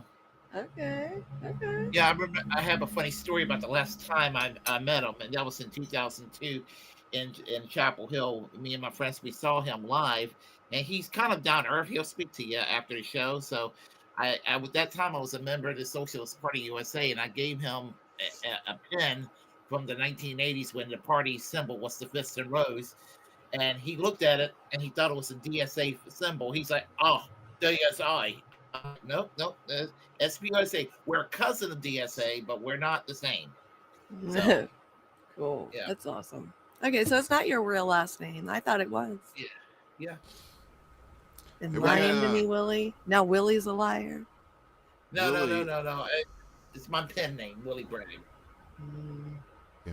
So, yeah, I hope that quenched your Willie. knowledge And I even thirst spelled there. it with a Y because my favorite chancellor from West Germany was Willy Brandt. So Willie and Bragg. I kind of combined it. So, I guess you So could say something. wait, Willie Bragg isn't even your real name? Willie is, but it's spelled differently. Okay. Yeah. We all have secrets, Scarlet Sativa. Actually, some old friends of mine that were up on my show, and they'll call me by the name that they know me all these years. So okay. Look, Scarlet Sativa is not gonna catch on. Nobody's gonna know or even care about calling me that because everybody knows me as Jimmy anyway. So yeah, so I'll tell y'all my real name, what I go by for real after the show. okay, good. Jimmy likes flying under the radar like that, so yeah. You know, find out the deep secrets about me. Yeah, I am the FBI. Y'all don't know. I can find out anybody. Ask Drunken Unicorn. I figured I saw videos of him and his face from YouTube years ago because I CIA'd FBI'd that motherfucker. I went and searched him everywhere and found him. Same with Les Bones. I know what Les Bones looks like. That's what I do. I find people. I got FBI in my blood because I'm a girl. That's what the commoners call a stalker. So yeah, what's going that's what on we're good for. Hey, y'all want to hear about dead people who died this year? Don't you want to get in on that? Oh yeah, you know who just died? John Pilger just died, and I'm really sad about that. That's right. Wait, journalist. Yeah, the journalist for he was like one of the guys to free Julian Assange. I got to work with him one time when I was working with Randy Credico, and it was really cool. So I didn't get to work with him, but I got to meet John Pilger, and it was really awesome. So it makes me sad. Yeah, when did he die? Like today. Today. Oh shit. Yeah. I was asleep all day long, so that of course I didn't get a chance to find out. Wow, that's sad. I like him too. I know. Wait a minute, Batman sleeps all day too. Wait a minute. Where did Barnabas Collins? Scarlet Sativa, I'd smoke that. You're so cute, stuff. How often are you in Gotham City, Willie? Let's just riddle me that. There, Batman. Or how often I'm at Collinsport? Remember, Barnabas Collins also sleep in the daytime. That's right. And also those cats on What We Do in the Shadows. That's the movie's great. The TV show's fun too. Two totally different things, but they're both good. All right, so who else has died this year? Yeah, we got a thing here where we show you dead people. So I was surprised. I went over this list earlier today. I was like, oh shit. Henry Kissinger died this year. That was a good one though. He did die this year.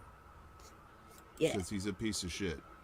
And he finally needed to I found out Myra Barrett's how he was categorized because he was on the Ukrainian kill list, and usually when they eliminate somebody, they put that up on their website, liquidated. And I found out on Bragland somebody informed me and Jimmy that he's labeled as deceased because he was one of the targets.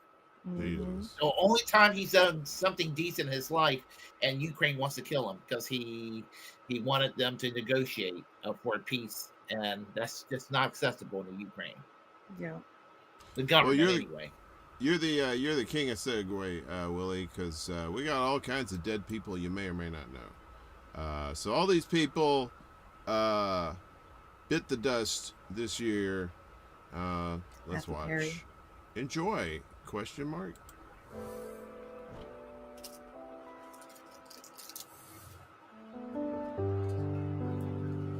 I'm not sure if they go in any kind of order. And there's more on the website here we're going to get to here in just a moment. So Richard Roundtree, the original Shaft. Damn right. Joanna Merlin. She's one of those that ladies in Hollywood. And Piper Laurie. I don't remember Carrie too much, but I do remember her on Twin Peaks. So. Burt Young. Right. Paulie. One of my favorite characters in movie history. And then the other Dumbledore bit the dust too, Michael Gambon. Oh. David McCullum, also in the Man from U.N.C.L.E., right, Willie? Wasn't he in there? Oh, yeah. Somebody once told him the world was going to roll him, but they should have told him he was going to fucking die. I think he probably should have used that information instead. I'm sorry!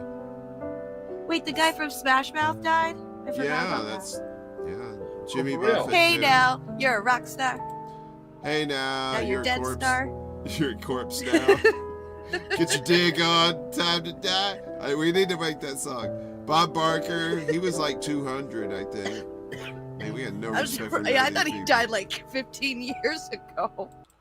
Arlene Sorkin, if you remember from the 90s, the 90s Batman, she was the voice of Harley Quinn. Okay. She's very good. A little cutie, too. Ron Cephas Jones, I don't know who that is. He was on This Is Us. I stopped watching network television a while back. And apparently this is some kid on the TV show Euphoria on HBO. It's Yeah, that Sinead show O'Connor. was cursed. It was, right? Nothing compares to No. life. Sorry. Yeah, she, what did she die of? She was going through it too. At the end, she was really going through it. Really? Did she didn't, like, self-delete, did she? No, she had some health problems. Oh, okay. R.I.P. Queen. Mm-hmm. Tony Bennett. I remember this Smooth Cat. Sometimes you just, like, you feel like some Tony Bennett music. Lisa Marie Presley, not so much. It's a very scary picture right there. Oh, she died? Yeah, she was Yeah. still Elvis Presley's daughter though, and she lost her son already. Like that sucks for that whole family. They're know, but cursed like the Kennedys. I did not know Jeff Beck died. It was a scary picture, all right? They could have gotten a better picture, is all I'm saying. Anyway, so there's a few more on here, too. Hopefully this thing works. We'll see. Oop, what the hell? All right, so... okay, I'll try it this way. All right. So,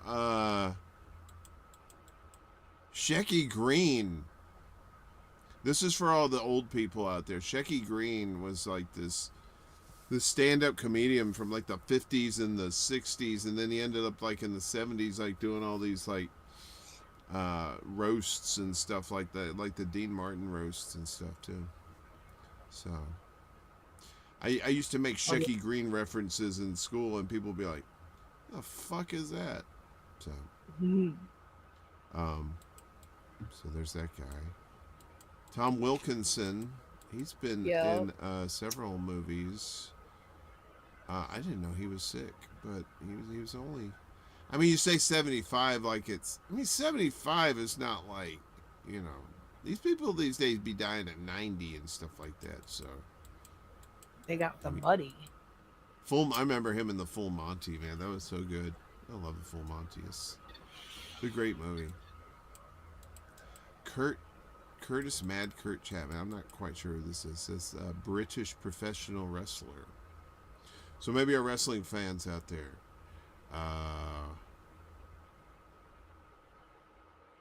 What is up, Laugh? Good to see you. Umbongani Ngema, South African playwright and musician. Okay. And Lee Sun Kyun, Screen Actors Guild Award for... Oh, he was in that movie Parasite. That's a really good movie. Starting to get more into foreign movies, particularly the German stuff. Some of the German stuff's really good. Like that German sci-fi TV show Dark is really good. It's crazy though. It's all over the place. Jimmy wouldn't like it because, you know, it doesn't have Barbie in it or some bullshit. I don't know. What the fuck? We got Tom Smothers of the Smothers Brothers. No, I thought he was the younger brother, and that Dick was the older brotder. But yeah, you would think that. That's what I would have thought too. Dick looked and acted older, I guess, because Tom always acted like goofy and shit. You thought that he was younger. Yeah, but he's older. I used to ask my dad, why don't they show reruns of the Smother Brothers? And he explained to me when I was in the 1980s, explaining to me that the people would not understand the political humor of the show. Yeah, it was. They were constantly butting heads with the network. Yeah. Oh shit! Sorry. Yeah. And to me, what little bit I've seen of it reminds me of Laugh-In, and I don't, and you can see reruns of Laugh-In. So, just I don't. Yeah, it was around understand that time. It was very groundbreaking. It was very groundbreaking. I think it paved the way for Laugh-In. Oh, I don't know who this well, is. I like both shows. So, what little I've seen of both of them. British writer and director David Leland. Leland built his career across film, television, and theater, and he was perhaps best known for his 1987 directorial debut, the BAFTA-winning film Wish You Were Here, which is also a good Pink Floyd album and song. Yeah. So you think you can tell Heaven from Hell. Bandit, I don't know who this is, Drag Race Thailand top 4 contestant Bandit passed away at the age of 38. So, R.I.P. for all you Drag Race fans. Sorry, I gotta open the window here. Start talking about Drag Race, it gets hot. Sorry. Or the temperature around here fluctuates like crazy. There was a lot of people that died. When did Kissinger die? Was that was that last month? It was. Yeah, it was like October or November. I think it was like in November. It was in November. Yeah. Shit. Okay. Sorry about that. The itchy trigger finger. All right. Some British dude. Oh, I don't know. Maybe he's not. Henry Sandon, a TV personality, longtime fixture of Antiques Roadshow. You ever watch that? The Antiques Roadshow? I've heard about it, never seen it though. I never had anything that I could sell, so I didn't want to tease myself. Then you got cats like this guy, Richard Franklin, best known as Captain Mike Yates on Doctor Who. Oh, from Doctor Who. Yeah, he was with he was with officer that was with unit under the Doctor John Pertwee, the one that was prior to Tom Baker. 71. Warren doesn't know anything about Doctor Who. He only watches Star Trek. Yeah, there's a funny story about the organization that he served in, UNIT. It stood for United Nations International Task Force, Intelligence Task Force. And what happened was the real life United Nations told the BBC to tell Doctor Who stop referring to a UNIT as a part of the UN. So they're forbidden for referring to UNIT as part of the UN now. Yeah, cool. That's right. It was like the UN, fucking ridiculous. They did really good with that. Task Force. Yeah. Hey, besides any of the recent ones, who is your favorite Doctor Who, Jimmy? From My the favorite past. one? Yeah, you're a super fan, right? Yeah. It's the one with the scarf. Yeah, super fan always knows the scarf, but not the name. All right, I don't know No, who this chick is. Tom something. Tom Baker. Tom Baker, There you go. super fan. Live. Oh yeah, I don't like Doctor Who yet. I know the scarf's name. You just know the scarf. You just play with the scarf's feelings and throw it away. At least I know the scarf's name and take it home. I want and the eat scarf it so bad. That'd be cool. Jimmy, who's your favorite Doctor when they brought the series back? Like from the new series? Oh my God! Now you're gonna David Tennant. Yeah, that one because I like him from Harry Potter as well. So he's kind of like my favorite with that. I like the actor. For me, it would be either Christopher Eccleston or Peter Capaldi. It's the tie because with Christopher Eccleston, I remember him in the movie 28 Days Later, and he kind of reminds me. Oh like yeah, a that's right. Yeah, I love that. He is definitely my favorite one. I just love, my other guy more. But he's like the best. He's probably the best actor for that character, for Doctor Who, in my opinion. He played him really well. Demeanor reminds me of a cross between Billy Bragg and Colin Hay from Men at Work. He's sort of like a combination of the two, but as an actor. Yeah. And I didn't watch the Peter Capaldi. That's when I stopped watching.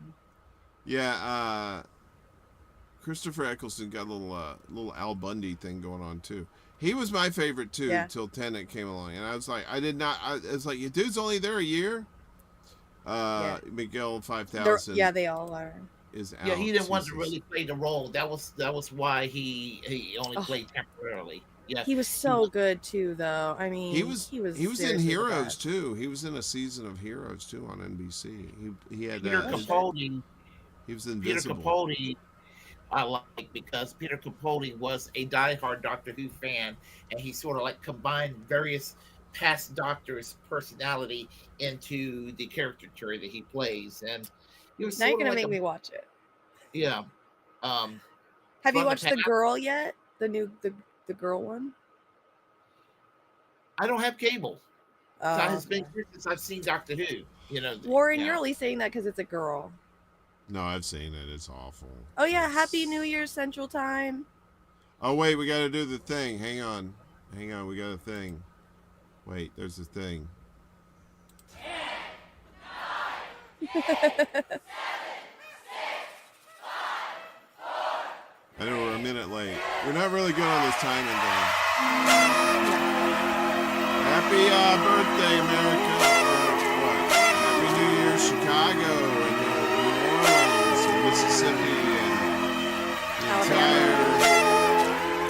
central time zone here in the United States. Not quite sure how it tracks down in South America, but if you're in there, good for you too. Maybe Mexico, I guess. A few countries are in our Central Standard Time in South America. Oh yeah, South America for sure. Look, we gotta get back to these dead people. All right, look, they got places to be. So most of them are old and should already be dying at this time anyway. Oh, everybody wants to be the fucking producer, don't they? So this is Casey Kramer, to stage and screen actress that Jimmy hates because reasons. Anyway, maybe because she parts her hair. Who the fuck cares, right? Moving on, Jimmy and Willie. Willie, I can't believe you still stuck around for all this nonsense. Camar de los Reyes, actor best known for his long-running stint as Antonio Vega on The One Night to Leave. He died on Christmas Eve. Boy, that's gotta suck. After a brief battle with cancer. Ugh, he was 56. Man, why did I go so young? I didn't know who that was. Neil Nanda. Who is this? Do you know the stand-up comedian? He was only 32. Never heard of him. He says his cause of death was not revealed. I wonder if he died suddenly. Wink, wink. We all know what that means. Died suddenly. Bobby Jane Carter. You know, Willie, you remember Bobby Jane up there in the holler up there with Kathy and Nancy and Kid and Critter and Cooter and... Oh no, that's one of the Carter families. Nick Carter from the Backstreet Boys. His sister died, right around Christmas time. I know, like they just lost Aaron last year. They lost his sister like years ago. Nick, I think, is the only one left. Maybe they have one sister left, possibly. Jesus. So yeah, they're done for. Like this. There's a curse on that family too. I know, and they said the cause of death was not revealed for her too. I believe it was an overdose. That's terrible. Mike Nussbaum, I think he's one of that guys. Chicago stage actor who also had roles in several films. He's 99. He's probably thinking to himself, he's probably in his deathbed going, man, could have made a C note. All right. This is one of my favorite character actors, Richard Romanus. He was in so many 70s and 80s like cop shows and stuff, right? Okay. He's Michael Longo in the 1973 crime film Mean Streets. Yeah, he's 80 years old.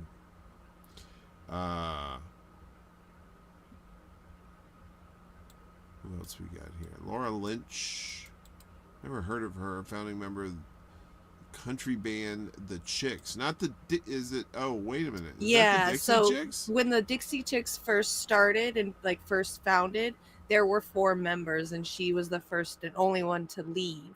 So she's kind of the least known of the Dixie Chicks, but yeah, she died recently too, right around Christmas time as well, right before it. Oh man. Well, I know one thing. People in a car accident, I believe.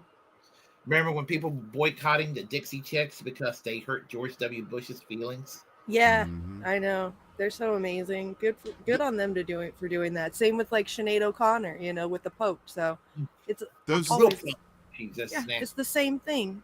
Yeah. Those idiots would go out and buy.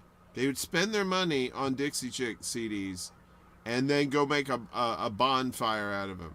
I'm like, why the fuck did you buy it and then burn it? But back then, when people would get canceled, man, they really Dixie Chicks really lost a lot of their income because of all of that stuff. Well, they nowadays, pulled them off the canceled, radio stations. When they took them off the Hmm. radio stations, that was the thing. It was like they were losing. They weren't getting exposure, and so that's. It was a different time back then. But even back then, that right wing were complaining that they were the victims and they were being canceled, but they were the ones that were doing the canceling. Mm-hmm. Absolutely. I mean, that's all right wing is play victim while you accuse people of doing the same thing that you're playing victim on. So. And they've been at cancel culture. They're the inventors of cancel culture. Mm-hmm. So this is Jim Ladd, LA radio icon. He went on to champion rock music on Sirius XM's Deep Tracks for over a decade. Died 75 from a heart attack. So if you're in the LA area, you probably remember him on the radio back in the 70s, I believe. That's when he was there. I would actually cry if Roddy Bingenheimer was on this obituary list. Y'all ever heard of him? No, I don't think he's on this list. So I think good. we're okay. Yeah. James McCaffrey, actor known for voicing the titular Max Payne. So video game people, this is one of the voiceover people. If you ever play Max Payne? Yeah, I didn't know about that. No. You never played that? I never played it either. TV credits include New York Undercover, Viper, The Big Easy, Sex and the City, The Job, Rescue Me, Blue Bloods, Revenge, Suits. Suits is a good show. You guys ever see that? About the lawyers? That's the one with what's her face, the princess. No, I've not seen that. Meghan Markle, no. Yeah, and there's this guy. He's got kind of like a rat face. I can't remember his name, but he's a really good actor. He plays one of these weaselly lawyers on there, but he's really good. So sorry, I lost my place.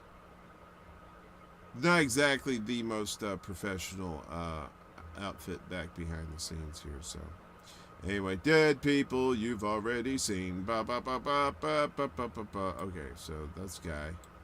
He kind of looks like Kevin Kline a little bit. I was a little afraid that it was Kevin Kline for a second. Can't lose him yet. Colin Burgess, the original drummer of AC/DC, died at the age of 77. So, okay. You know the story of AC/DC, right? So when Bon Scott died, and they replaced him with Brian Johnson, and that's when they did Back in Black. How things would have been different if Bon Scott had been on Back in Black instead of Brian Johnson. Anyway, break.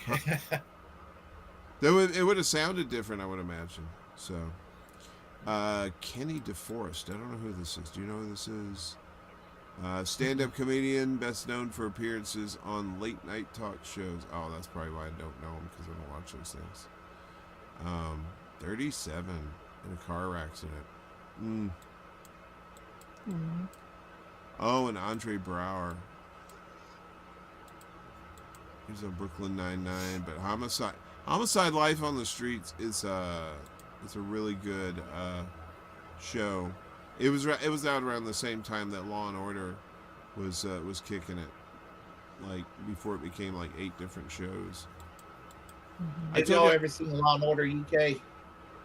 UK, no. Yeah, one of my coworkers years ago saw Law and Order UK, and he told me that he just couldn't take his lawyers seriously because they were wearing the tiny little white wigs on top of their heads like they do in real life courtrooms and everything. I said, I think it's kind of charming they would do that. And he looked at me and said, yeah, you would. I think that'd be okay, if they did that here. It's a great way to make a mockery out of the system. I was class and class at the same time. I was in 2 episodes of Law and Order SVU. One I played a security guard, and I actually got to grab this crazy white chick out of the elevator and drag her out. It was pretty cool. And then the other, it was great. We were at this crab shack in Long Island City over here, and it was like me and this lady, and there was these 2 kids, and we were sitting at this table, and we were playing a family, right? Me and the lady were the mom and dad of the kids, right? And they gave us like pie to eat and stuff the whole time too, so we got to eat pie while Ice-T is over there doing his thing. So anyway, and I had this straight up like, oh my god, I can't go into a school without getting arrested mustache, one of those things at the time. And I was wearing a sweater. It looked like a Dollar Tree Ned Flanders kind of thing going on. So, but the fun part is in real life, I wasn't married and I didn't have kids. The lady wasn't married and she didn't have kids, yet we were playing parents. Acting! That's right. Anyway, but the free pie is probably the best part. So, and Ice-T was okay. He seems very nice. Camden Toy. I don't know who this is. An actor known for playing monstrous supernatural creatures on Buffy the Vampire Slayer. Oh, really? He's got nice hair. Yeah, he does, right? I think I remember that cat. He was always playing like some sort of demons and shit, because he's got that face that they put that prosthetics on, make him look like crazy as fuck. Michael Blakemore. He looks familiar. Not sure who he is. Stage director. Okay. R.I.P. King. Stan Ragao. Who's the... Wait, what the hell?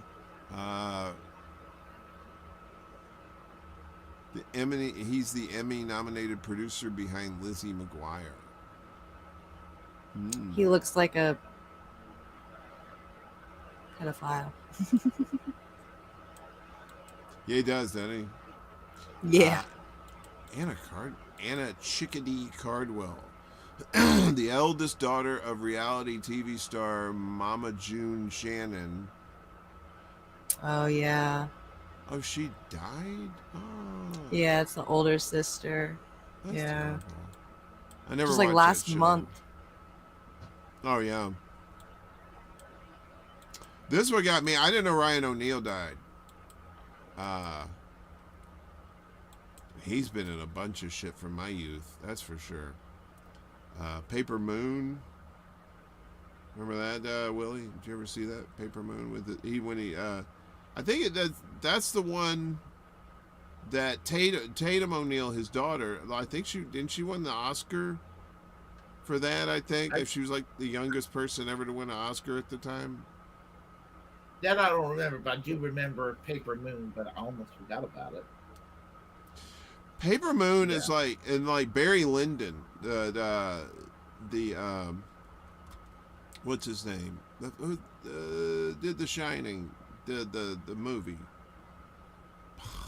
Come on, Kubrick.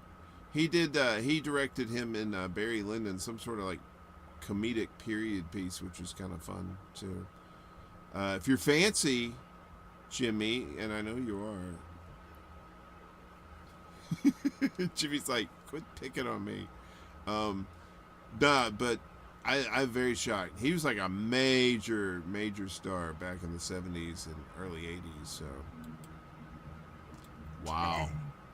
They dropping off like flies, Willie. Ellen Holly. 2016 was the year when every famous person you could imagine dying. Do y'all remember that? Which one? Mm-hmm. What year? 2016. 2016 was when all the really well-known people that were like just dying like just one after the other. It seems like constantly in 2016. Don't y'all remember that? I think so. Yeah, Yeah. It was like, because every day it was like, God damn, and then the next day, God damn, and then the next day, God damn. Pretty much. So Ellen Holly, the pioneering One Life to Live actress who became the first black performer in a starring role on U.S. daytime television. So she died at 92. Wow, she doesn't look 92 in that picture. She's not 92 in that picture. Come on, guys. I know that. Good day, you silly biscuits. Unless she's the Highlander, Willie. Wait a minute. Is this, what? The chick from Life Goes On? Oh. Andrea Faye Friedman. Wasn't that the one with Corky? That Corky was on there?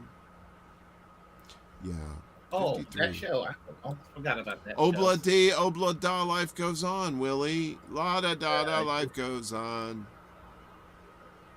Ralph Sorella. Some of these people I have never heard of. I'm sorry. I'm sorry they're dead, but I don't know who they are. Yeah. Long time Fred and stylist to Howard Stern. Died at 58.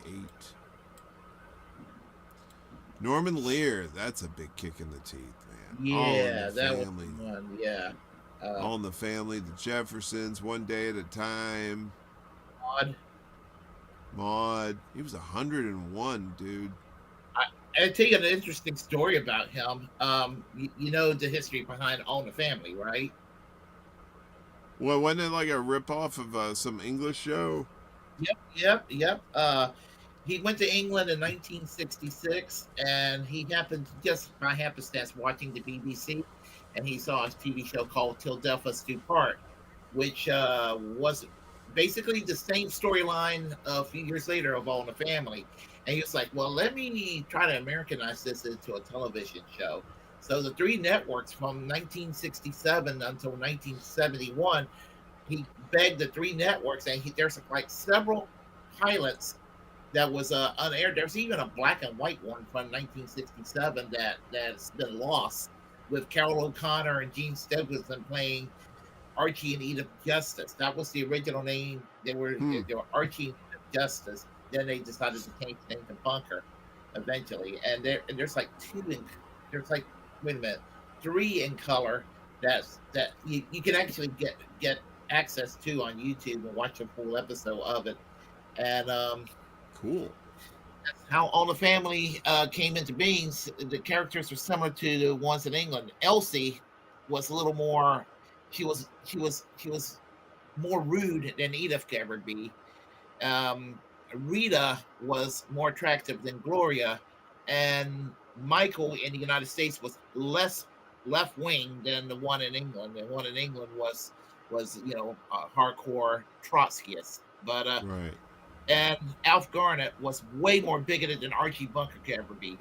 Archie Bunker's bigotry was soft compared to Alf Garnett. Alf Garnett was extremely racist. I mean, almost cheering Hitler, even though he talked bad about the Germans too. It's kind of weird, but anyway.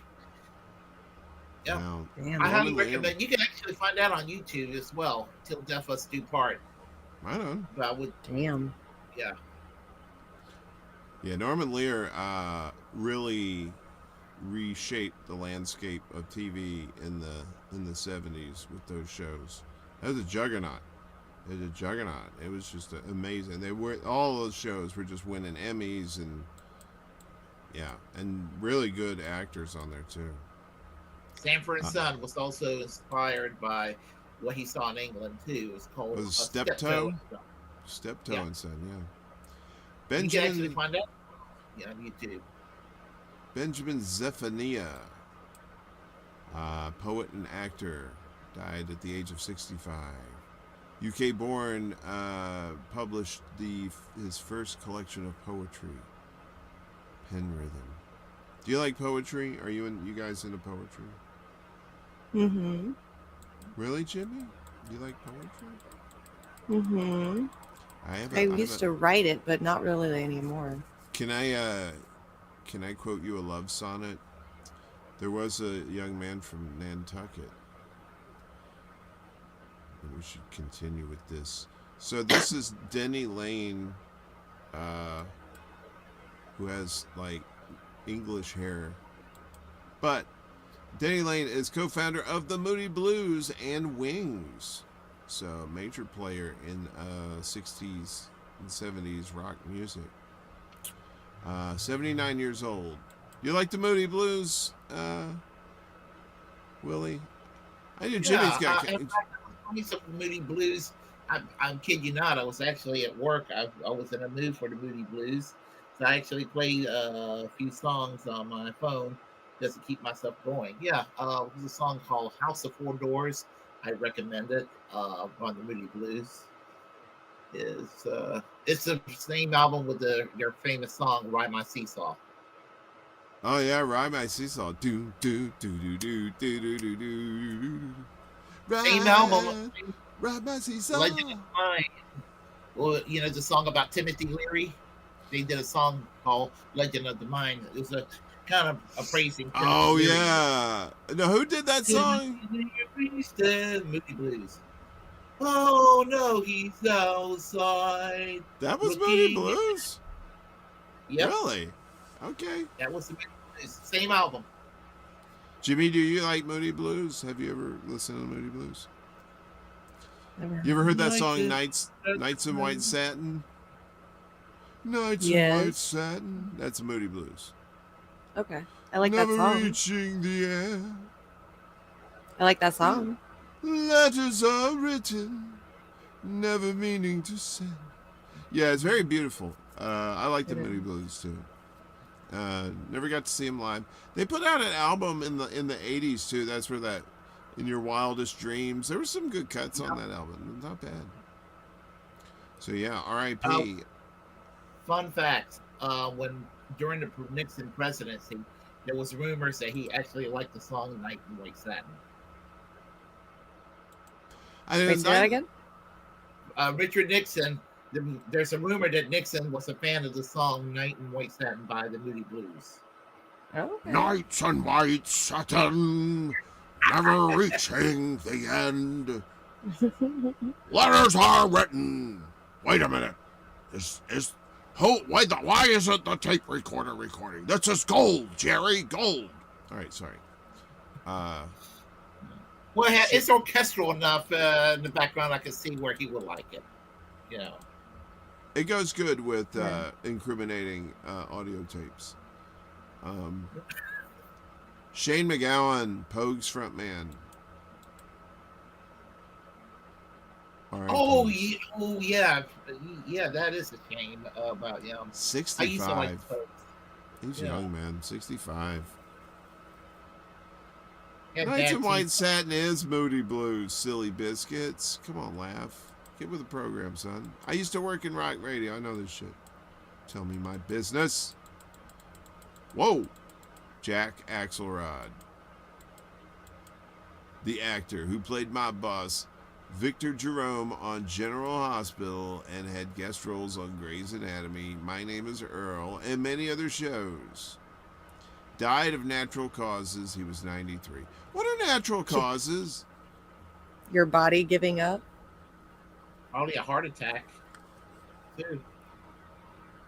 Is that it? But a heart attack can be an unnatural cause, as we've seen by certain things. Wink, wink. Don't say what it is. Don't want to get kicked off YouTube. You know.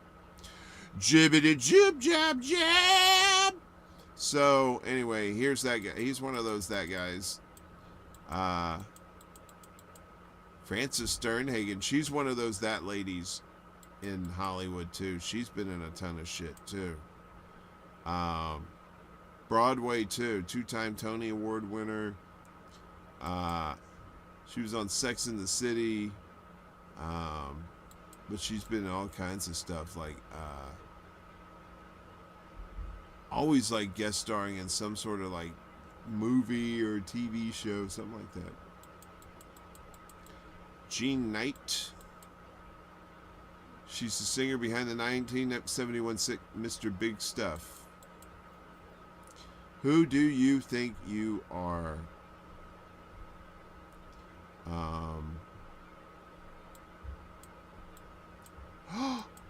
Wait a minute. No, not Marty Krofft. No, I didn't get this far in the list.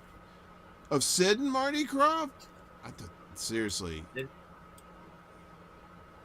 Yeah. Marty Krofft, who with his brother Sid helped revolutionize children's programming. I don't know if you really call it children's programming, but okay. In the 1970s, earning him the nickname King of Saturday Mornings.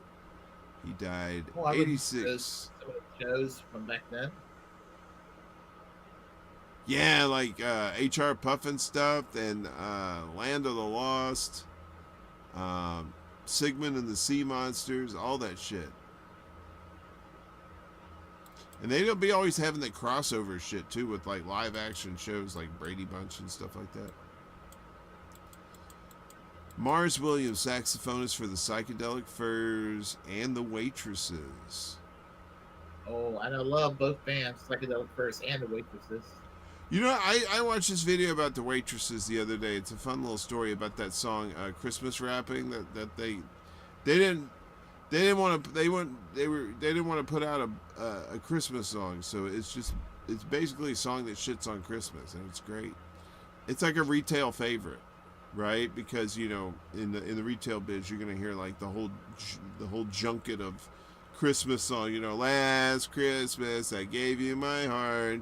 The very next day you get, you know, that shit. But then you're gonna get the Waitresses thrown in the mix, and when you hear that bam bam bam da da da da da da da da da, and then you get the other shit. All I want for Christmas, you know, you're ready to like eat the metal. So sorry. Yeah, I remember they used to play the song "I Know What Boys Like" a lot on MTV back in the days. I know what boys like. I know what boys want. I forgot the name of the lead singer. She died several years ago. I think back in the 90s, cancer. Yeah, she ended up like working for the industry. I think she ended up leaving she left the band. She came back and then she left again. And she ended up working in the radio industry. Or a lot of people do. So you know. Yeah, I mean, I guess so. If you want to stay in the music industry, you know, that's how you do it, I guess. Danny Elfman from Oingo Boingo, he works in the industry himself. Movie industry. Yes, he still does. Yeah. Look at this scary guy. Danny Elfman is the voice of Jack Skellington in Nightmare Before Christmas. He is the composer for all Tim Burton movies. I thought this was Aleister Crowley for a second. But Joss Ackland? Oh, that's the guy from Lethal Weapon 2. Diplomatic immunity. He's the South African guy. Everybody remembers that motherfucker. And then what's his name goes, it's been revoked. Pow! And then he shoots it. Man, those movies, man, they killed a lot of motherfuckers in those 80s movies. But yeah, he was that guy. He was really good at being a bad guy. Peter Spellos. He looks familiar. He was in NBC's American Dreams. And he's done voiceover work too. He's on The Wonder Years, Married with Children. Suzanne Shepard, actress known for playing on-screen mothers to iconic mob wives in both Goodfellas and The Sopranos. Oh. Did y'all ever watch The Sopranos? A little bit. I liked it. What little I've seen of it. I don't have HBO, but whenever I did get a chance to see it, I will watch it. I caught a little bit of it here and there. I hear it's good. I want to start at the beginning and watch the whole thing at some point and binge watch it. So, but yeah, there was like a whole bunch of cats in there too. That probably were like mob in real life too. That's probably why that show was so good. Dex Carvey, is that Dana Carvey's brother or is his son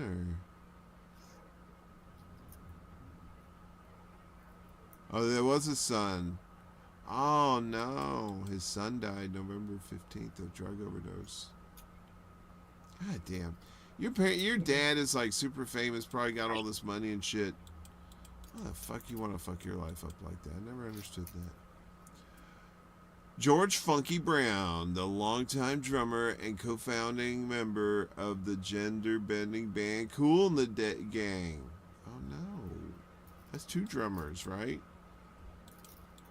Yeah. Kevin Turin, Emmy-nominated producer known for his work on HBO's Euphoria. Man, that show's cursed. And told you. What? Have you ever seen that show?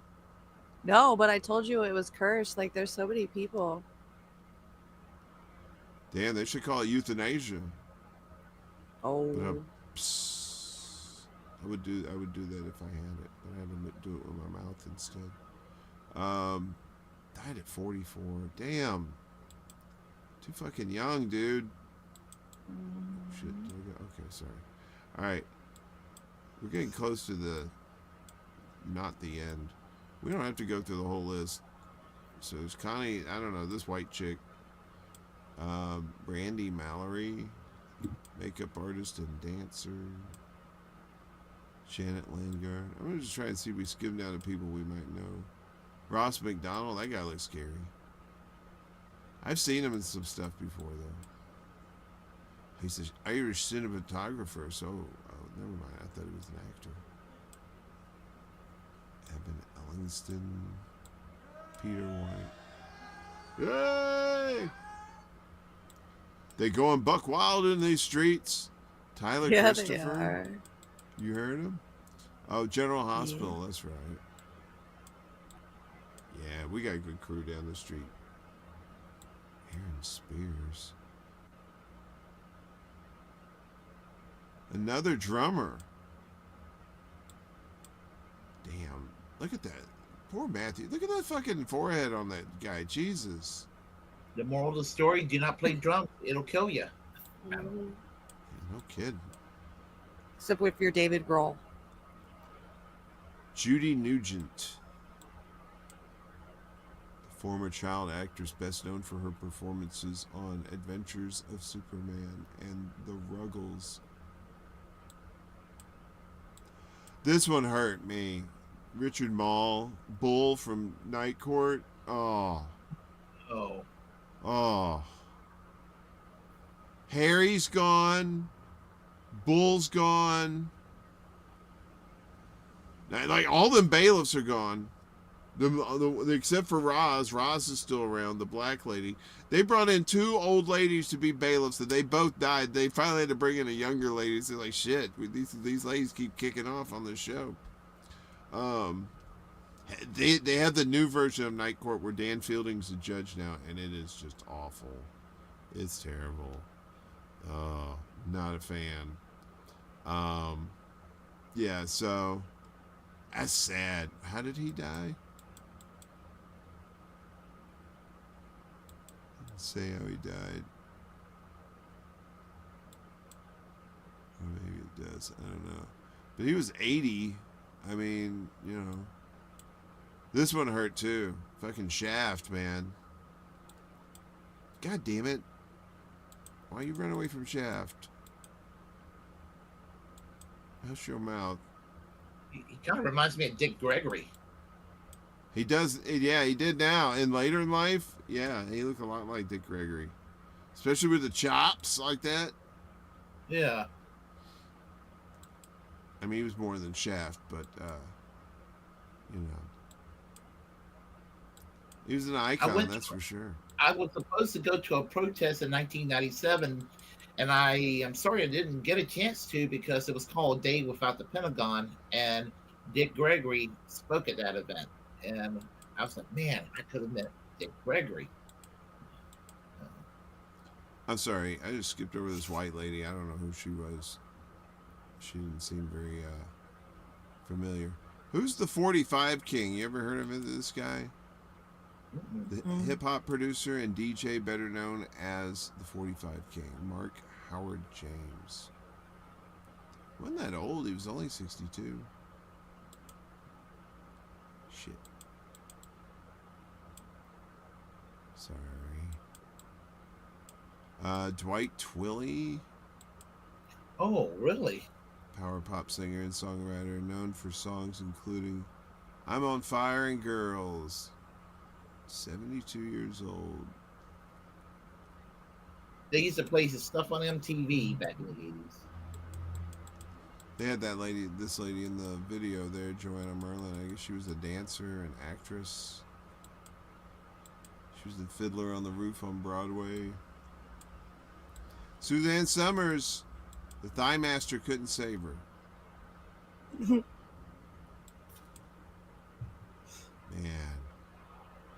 I ruined so many socks when I was a young man.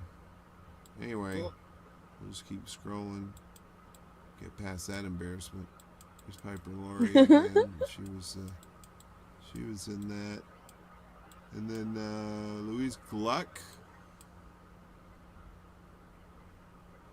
The Nobel Prize winning poet and essayist. Yawn. If she's not in a video game, I don't know who she is. Try Jimmy. Yeah, nerds. Anyway, I'm just kidding. I didn't mean to drag you into that. Laura Parker. Oh, from Dark Shadows. From Dark Shadows. Dark Shadows. Yeah, she played Angelique. Yep. The witch that caused Barnabas Collins to become a vampire. 84 years old. That's a nice picture of her, too. She had pretty. She had like the most sparkling eyes you can imagine when you watched her in Dark Shadows. They were kind of hypnotic. Phyllis Coates, first actress to play Lois Lane on television. She's 96. Meow. There it is. SA cat. It's the SA cat. Andy know what no means. All right, so Mark Goddard. That name sounds familiar.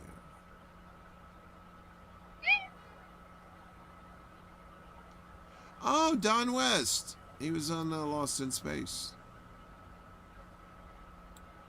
They did an updated version of Lost in Space, but I think COVID killed it. It was a good show. Jeff Burr. So he did Leatherface. He directed that. Keith Giffen. Longtime superhero comic writer. Burt Young again. Paul Lee. These movies are so good. Michael Chiarello. Celebrity Chef. Never heard of him. Shauna. I don't know what that name is. That's not a real name. TRPCIC. What is that? Jimmy, are you looking at your phone? You don't know none of these people, do you? Yeah, it's the only way I can see the video. Oh, that's right. Terrence Davies. All right, we'll try to get through these. We don't have too many more. There's only like 7,000 left. So, you guys done watching? Huh? What? I just saw Dick Butkus. It's got to be the worst name ever.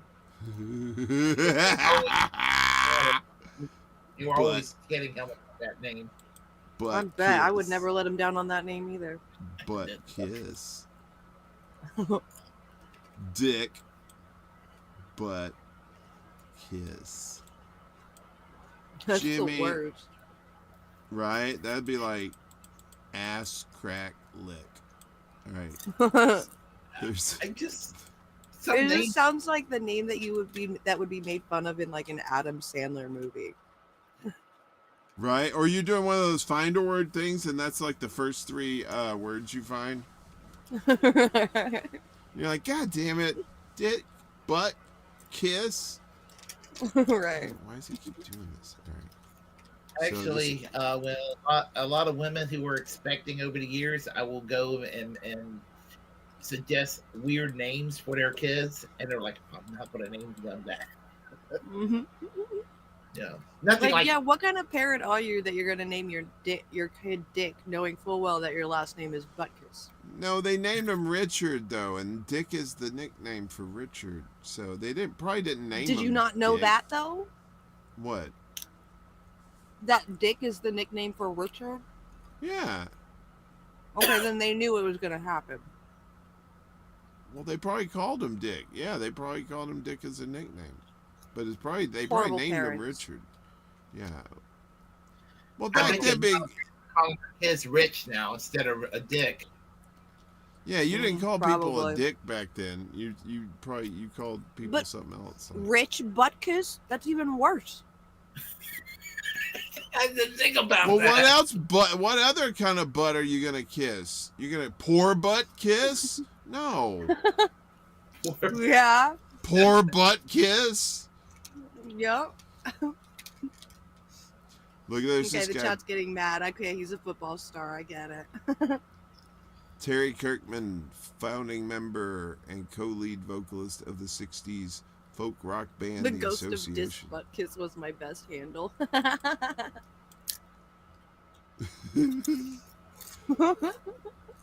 Ghost of Dick Butkus. That's right. I remember that. I remember when he had Ghost of Dick Butkus. Nick Curdiles. I don't know who that is. Ex-fiance of Chrisley knows best star Savannah Chrisley. Roger Whittaker. Oh, wow. I thought he died years ago, to be honest with you. My dad was a big Roger Whittaker fan. Yeah. If their photo is being shown in black and white, then they're old. They're old. Wow, Jimmy, you fucking He, ageist ass. he was from Kenya, by the way. No, you're not. You tell you spit. I'm not. I'm not. You spit venom. You spit I'm venom. sorry. I'm not sorry. Irish Grinstead. That's an interesting name. The Irish. Hell Don't be mad. Grinstead. yeah. Hell yeah. What the fuck? Come on, computer science. You're not supposed to be doing this shit. All right, she was a member of the R&B girl group 702. Never heard of them. Oh shit. Never heard of them. It's from the 90s, right? 702, I guess so. Billy Miller, the soap opera star, best known for Young and the Restless. I used to watch soap operas with my mom when I was a little kid. Me It was too. like all ABC ones though, because that's the only station. The Days of Our Lives. That shit was so annoying. Blum, blum, blum, blum, blum, blum, blum, blum, Like sands through the through the time of the hourglass. These are the days of our lives.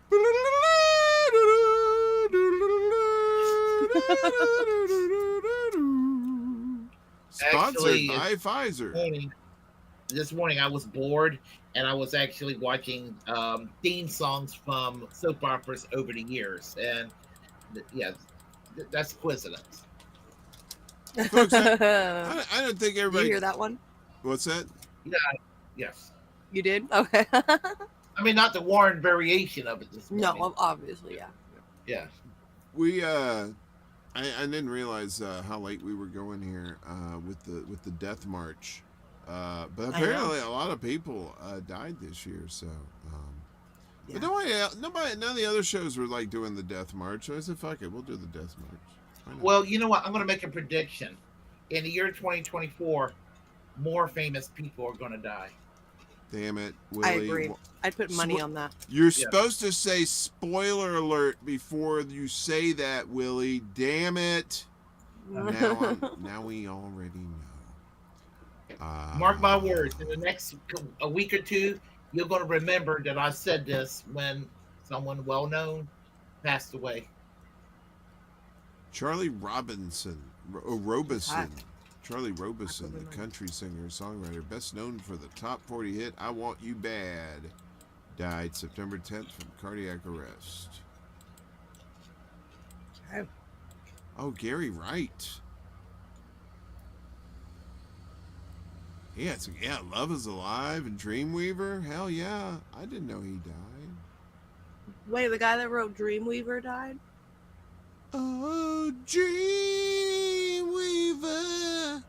I believe you can get me through the night. Hell yeah. They But played Love that Is song at my stepdad's funeral. Love Is the state classic rock radio. Yep. One of them, anyway. Love is Alive is a great tune too. It's got that nice funky beat.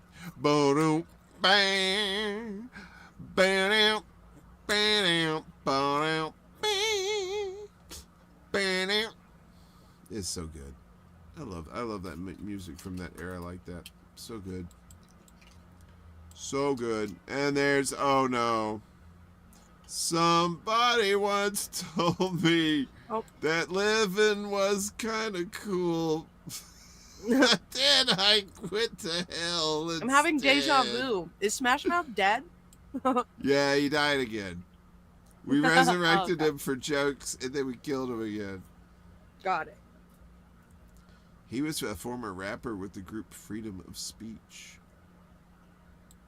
Sounds Republican. Look. What's it? Wait a minute. God damn it. What's the lyric?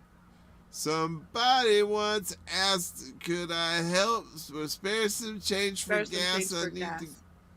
I need to get myself away from this place. I see, yep. What a concept. I could use a little fuel myself. And we could all use a little change. There we go. I like that song. I ain't gonna lie. That's the only Smash Mouth song. I don't like Walking on the Sun. That's just like they played the shit out of that in the 90s. I hate it. But All Star, that's one of my favorites. Jimmy Buffett having that cheeseburger in paradise. Or maybe Rick knows something else. The principal needed a little hairy dick. What? Smash Mouth smashed his liver. Holy shit, that's not cool. Gail Honeycutt, the actress best known for her turn as Vanessa Beaumont on Dallas. Never watched Dallas. It was CBS. We couldn't pick up CBS very well. Yeah. I watched that every Friday night. Mom and Dad would not... I'm giving you the background music so you can tell your Dallas story. No? Okay. Alright, more dead people. Jack Sonny, and best known as the other guitarist in Dire Straits. Dire Straits is a good band too. Money for Nothing and Your Chicks for Free. Robert Klein, screenwriter known for penning films Weekend at Bernie's and Where's Papa. The guy who wrote Weekend at Bernie's died before Bernie did. Jamie Christopher. This guy looks familiar. He was on the Harry Potter and Marvel movies behind the scenes. Look, these random ass names. I don't even know who this is. Singer-songwriter from the UK. You know who Faye Fantivit is? There's Bob Barker again. But I don't know who she was. Bernie Marsden? Holy shit. He was a guitarist for Whitesnake. Well, he aged then, didn't he? Jimmy would have been awesome in a Whitesnake video, right? Just like on the hood of a car with like this giant python or some shit. Is that like telling me I need to go to a kitchen to make you a sandwich? Well, I mean, if the snake knows how to make a sandwich, maybe you could tell the snake to do it. But no, I don't like the snake sandwiches. It puts too much mayo on there. Wyndham Rotunda, the third generation WWE star, better known by his ring name Bray Wyatt. Did you ever watch wrestling? Either one of you? I did when I was a kid because my grandma liked it. Occasionally.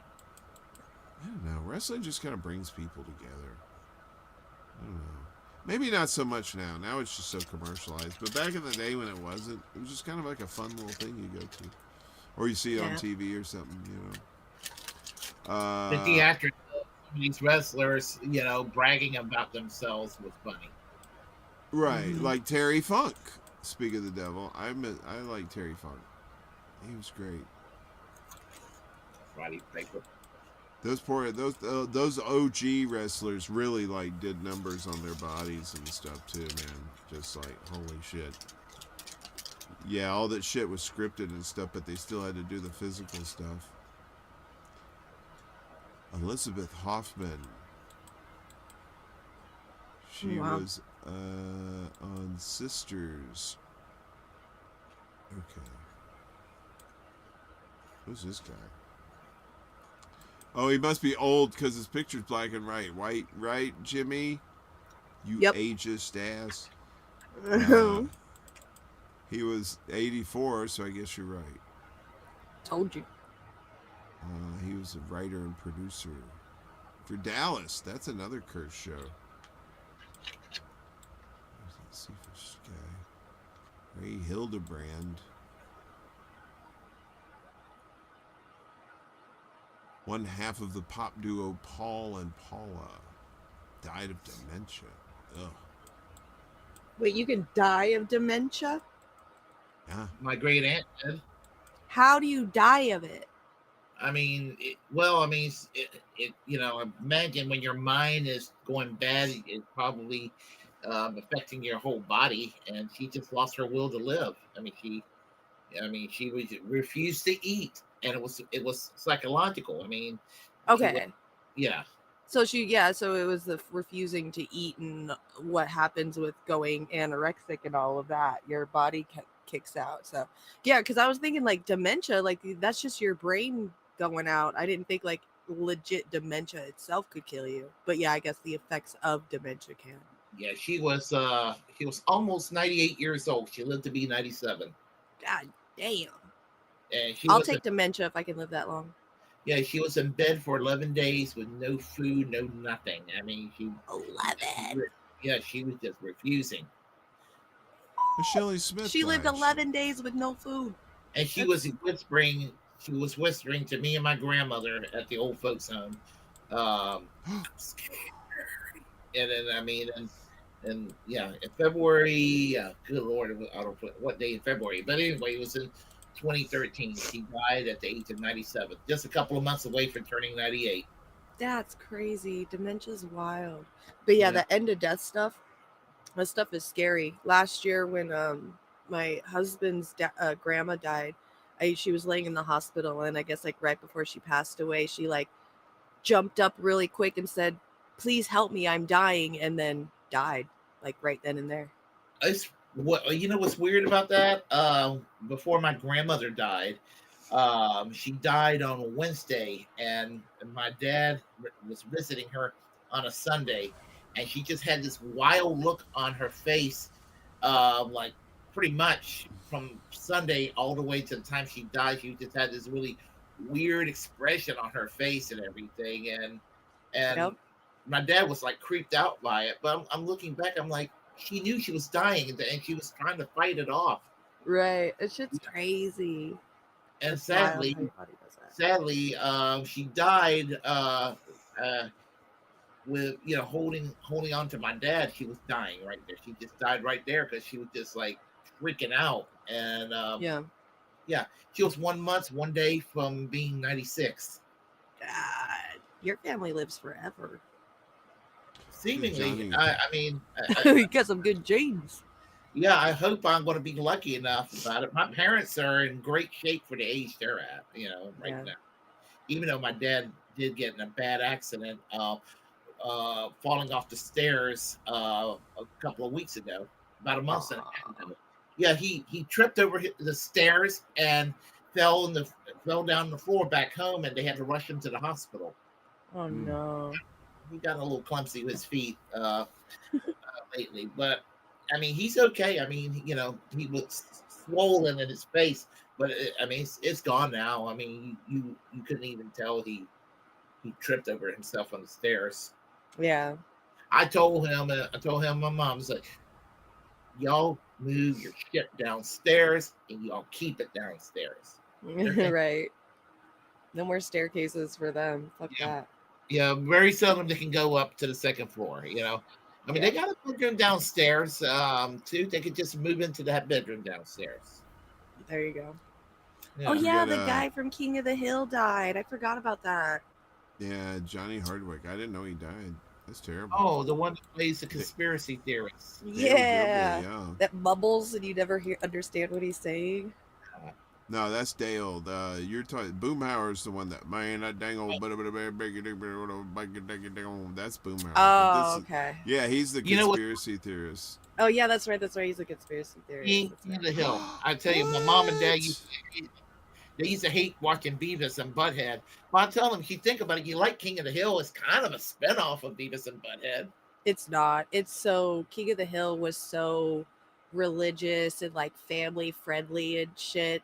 Yeah, Beavis and Butthead was like, I guess it's not family friendly, but like, yeah, no, it was. I mean, like Mr. Anderson on Beavis and Butthead, it's really is really Mr. Hill. Yeah. Yeah, so, that's true. Those that's kids were true. whacking off in my tool shed. Yeah. Robbie Robertson from the band. That's so weird too, because like he plays those two voices, but like my parents would never let me get near a single fucking episode of Beavis and Butthead, but I could watch King of the Hill anytime it came on. I miss Beavis and Butthead. I do. I never got to watch it. All I remember was they would be sitting down in their living room couch watching like hardcore metal music videos and talking about it. Yeah, that's all I remember about it. I was young. Back then, I thought it was goofy, but I developed an appreciation for Beavis and Butthead later on. Although there were some good moments of Beavis and Butthead, even back in its heyday. Yeah. It was Ren and Stimpy that was brutal back then. Woo. Oh, I love Ren and Stimpy. Yeah, Ren and Stimpy. Yeah, they were. I was not allowed to watch those, but I did. Those were fun. Robert Swan, veterans. I don't know who that is. It's okay, Jimmy. He looks like a 70s actor I could tell by the outfit and the way that the camera color is. Yeah, he's been in a lot of stuff in the 70s, so he's one of those guys. Hey, it's that guy. Got it. Sixto Rodriguez, Detroit musician whose overlooked talent was highlighted in the Oscar-winning 2012 documentary Searching for Sugar Man. Oh, okay. All right. DJ Casper, Chicago musician who created the world-famous dance anthem Cha-Cha Slide. Oh, he did the Cha-Cha Slide. He was 58. Aww. I think he was older than that. Cha-Cha Slide. You ever do that dance, Jimmy? The Cha-Cha Slide in the bars, in the clubs? William Friedkin, French Connection, Exorcist. Just one of the masters. Live and Die in L.A. That's a good movie. Never seen Bug. But yeah, sometimes I get on a kick and I start watching some of these old movies for fun. Billionaire entertainment industry mogul. Whatever. Josh Gosling. Former keyboardist for the Kinks. Kinks are starting to get old too, y'all. They ain't no spring chickens. Mark Margolis. He was really good on Breaking Bad and Better Call Saul. Good actor too. He's been in a ton of shit too. That's the thing, man. If you're gonna be in Hollywood and you want to make money, just become a character actor and you just be in everything. You don't make like millions and millions of dollars like the stars, but you get plenty of work. Well, they make a comfortable living at it. Yeah, if you're good. I mean, Exactly. you know, especially those cats you see in all that shit, like in all those movies, getting just a little side gig in there, you get a chunk of change to do that. Yeah. Yep. There's that Angus Cloud kid they were talking about. Carol Duvall. Oh, HGTV lady. Oh, Pee Wee. That one hurt too. R.I.P.P.R.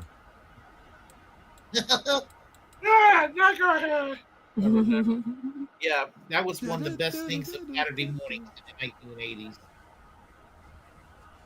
1980s. Mark Gilpin, whoever this is. I know Adam Rich from Ada's Enough died this year too.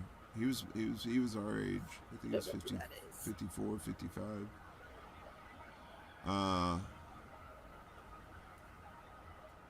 Hell, the kid in Jaws 2 died. Huh. The brother of Frasier star Perry Gilpin. Interesting. Are you stoned? What? What? What show are you watching? Yours? Why don't you ask Bo Goldman if he's stoned? Oh, wait, he's dead. You can't. He's dead. Inga Svensson. She was on Benson. Such a sweet lady. She was the German lady. Gretchen Kraus. She was German. Yeah. Pamela Blair. Yes. Well, like they kind of were making fun of her German ethnicity too much. Who? On the show Benson. Oh, yeah. Didn't Harry Benson end up having a thing? I don't know. Linda Haynes. Brubaker. All those old, what's his face names? Bill Cunningham. The Crooner. And talent agency founder. He was the original voice of Mattel's Ken doll. I didn't know Mattel Ken had a voice. Old. Jane Birkin. Wasn't he an airplane? Who? Oh, Jane Birkin. She died. Yeah, she was beautiful too. Yeah, what's her name? Raquel Welch died this year too. She was smoking until the very end. She was hot. She was like 80 something. She's still hot. Andrea Evans. She was I remember her from one of those One Life to Live, yeah.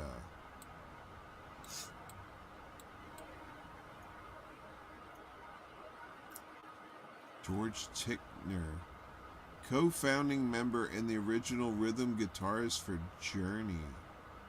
Was it back in the Greg Raleigh, Ross Valerie days, like the early 70s Journey? Hey, who that?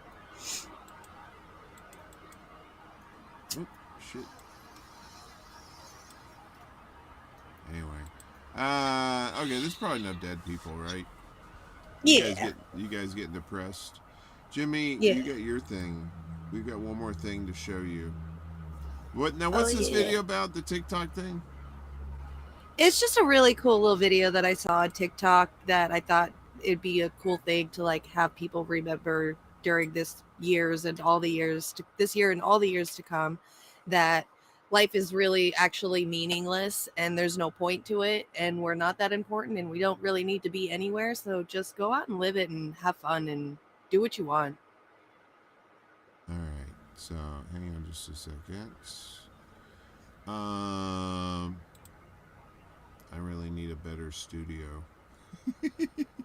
Hang on just a second. Let me put you up Mine here. is just a spare bedroom, and it's just a 2 laptops. Mine's an outside tent. It's so cold I can see my breath. That cat can see your breath too, because that cat's stalking you. That's right. That cat's a devil. You never left. No, that cat's Always been here. So this is a kind of a, I don't know what would you call this kind of video. It's just a cool little uplifting video for the new year. Top the night off. Give everybody something good to think about before they go to bed. Oh, wait a minute. It's 2 a.m. It's midnight in the mountain zone. So wait a minute. Where's the thing? We're 5 minutes late on this one. Yeah, well, that's all. All right. So we gave you the 10-9. That's all you get. We're running out of time here. We should probably, let's check this out from TikTok. There's no point to living. There's nowhere you're supposed to be, nowhere you're going. You're not late, you're right on time. There's nothing you have to do. So stop trying to measure it. Stop trying to count it. Stop rushing it. You're there, you're alive. Just enjoy it. Just live it. Love. Remember, hold on to it. There's no use for you. There's nothing you were meant to do. You might find a purpose in this time that you're alive, but you don't need to. I dare you to grow, to break some branches, to mend, to heal, to try something new. But there's nothing you have to do. Just maybe be a good person and help some others too. There's no use for you and there's no expectations for you. Don't let them fool you. Just live. Enjoy it. I dare you. I love you. It's enough. I promise you. That is very sweet. Very nice, Jimmy. Bringing the sweetness. Yeah, to say this year was kind of fucked up is kind of an understatement. But here we are. Well, 2 of us are in the future. Jimmy has another 53 minutes to go before she joins us here in Flying Car Land. Before we go, let's go around the horn, and if you want to make some predictions for 2024, what do you think? I don't know if you want to make like one big ass oh shit hot take prediction, that's fine. Or if you just want to make a couple of I don't knows, whatever you want. Ladies first, Jimmy. What do you think's going to happen in 2024? Big prediction. Besides not having your mic on. Sorry, I was trying to tell this cat to fucking stop. I was trying to think of one all day and I didn't really have one. So I think that it's just going to be another year like it's always been. I really don't think that it's going to change anything. My biggest hope prediction for this year is I think that third parties are going to have a huge uptick, and I hope that strikes keep going. Like, most of it's just hopes. I don't have predictions. I just have hopes. Willie, what about a prediction and a hope for you? Let's see. Predictions. I'm just going to assume probably, unfortunately, a lot of more the same. We may possibly see an end to or some kind of settlement, maybe to Russia, Ukraine. Hopefully, there will be a settlement. I have a faint hope there could be a settlement taking place. That might be the optimistic thing, but I think pretty much more the same. And I predict that if Donald Trump's the nominee and he loses the election, that I'm predicting there'll be some. Unfortunately, I predict there'll be some riots going on with some of the crazies out there. And I see more culture war to divide us over things that are unimportant rather than to focus on things that are important. And that's done by both Democrats and Republicans. Yeah. That's your hope? No, it's not my hope. It's my my hope is to make it safely when I fly to London in October or November, whenever when I go to the UK. I'm planning to go to the UK this year. All right. Right on. It was originally going to be Portugal, but the money just isn't there right now. And for the purpose I want to go to Portugal, the money just isn't there right now. But the money should be there for a trip to the UK, and I have not been there in years. So. Yeah, right on. Treat yourself. Should be a fun time. Right. Treat yourself. And eventually make it up to Scotland. That is the plan. Right on. Oh yeah. I'd love to go to Scotland. What about you, Warren? What's yours? Prediction for the year, yeah, more fuckery. I think we're gonna get into it. They're already preparing to go to war with Yemen right now for real. And I predict we're going to get in some sort of skirmish with Iran. I think Iran's going to get into it, and I don't think Joe Biden's going to make it. I don't think he's going to. I just don't think they're going to let him have the nomination. I think they're going to replace him with somebody. But my hope, yeah, probably. Or J.D. Pritzker out of Illinois. He's a possible candidate, too, if he wants it. Billionaire,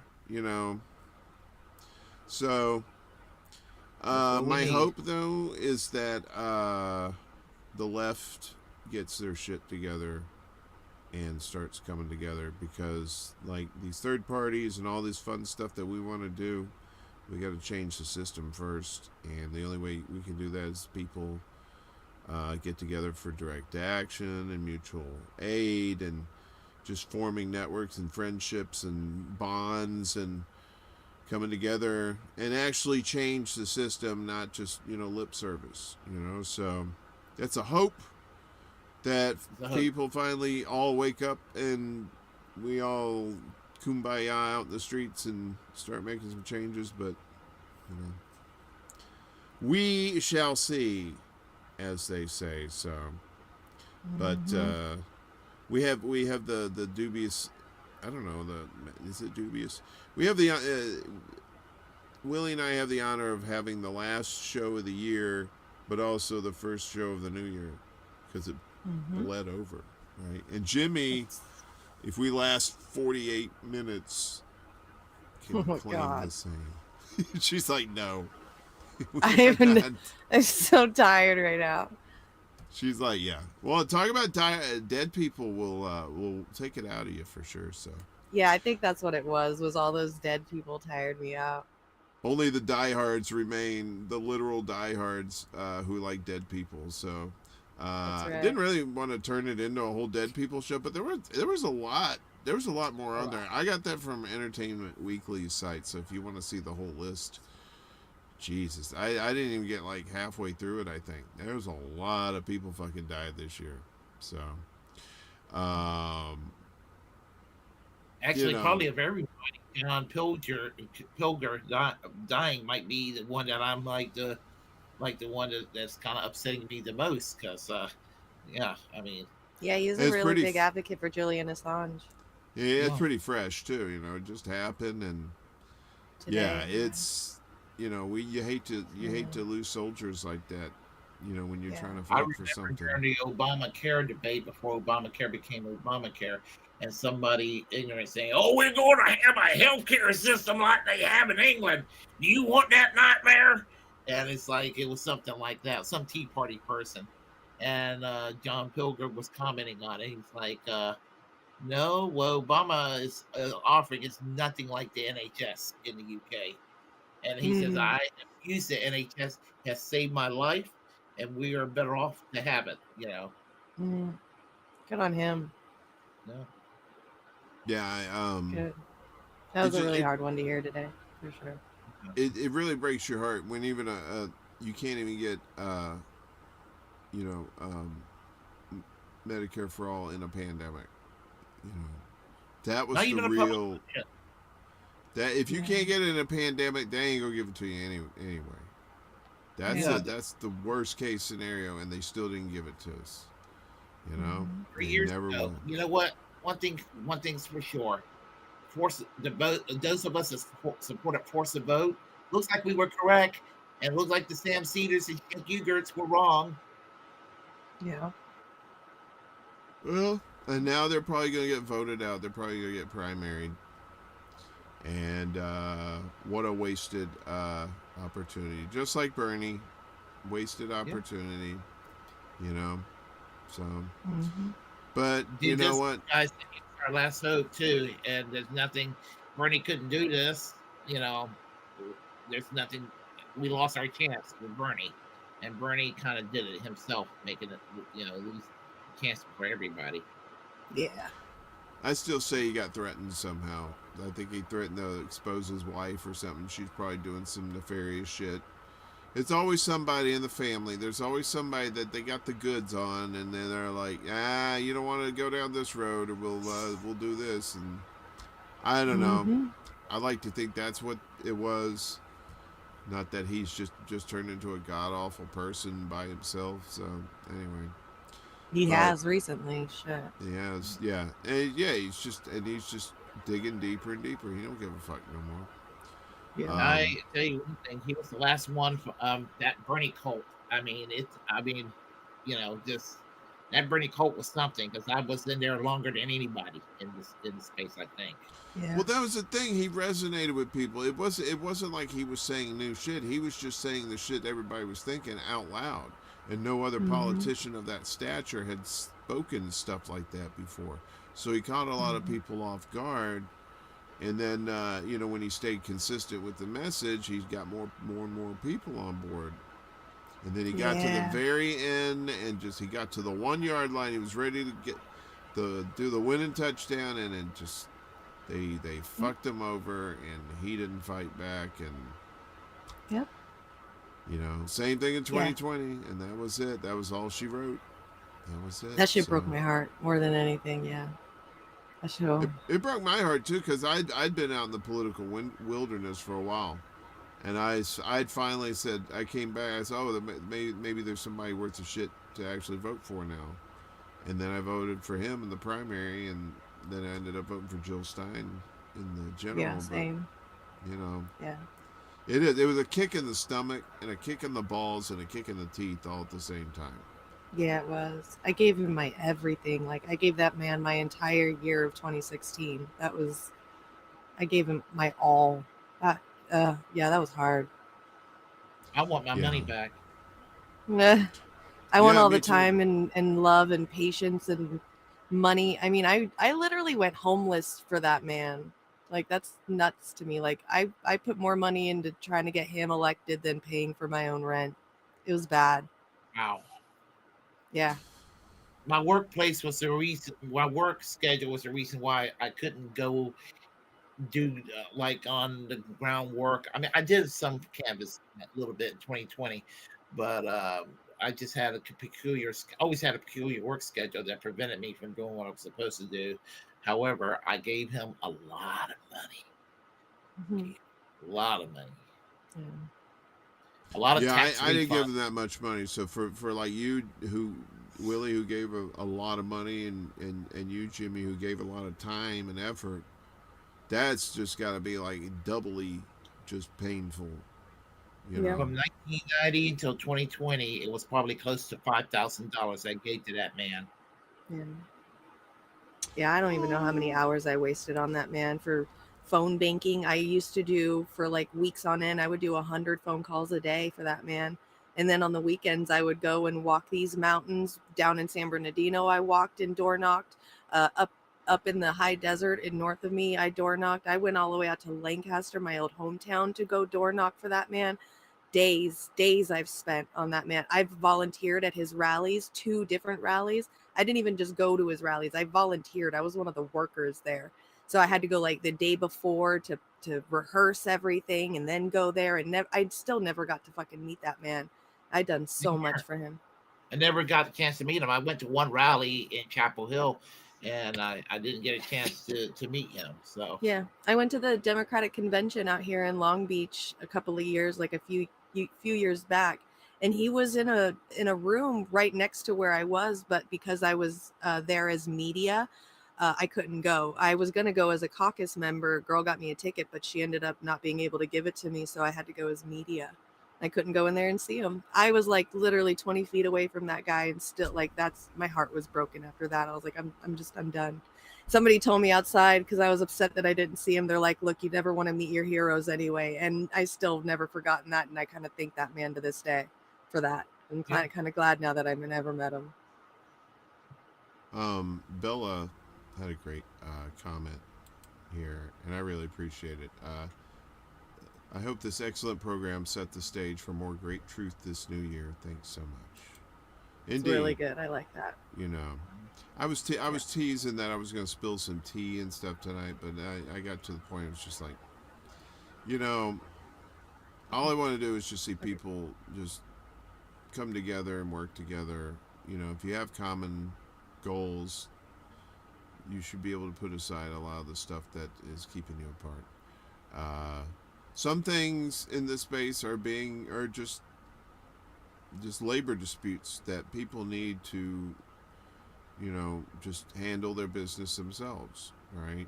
You know, some things are behind the scenes, just do not need to be put out on Front Street to be, you know, just so you can draw clicks and views and stuff like that, because that's the only purpose that kind of thing serves. So I hope all parties involved get their shit together and they settle things, and I hope the new year's going to be better for all of us. So as the new year here, we are in the new year, at least 2 of us are.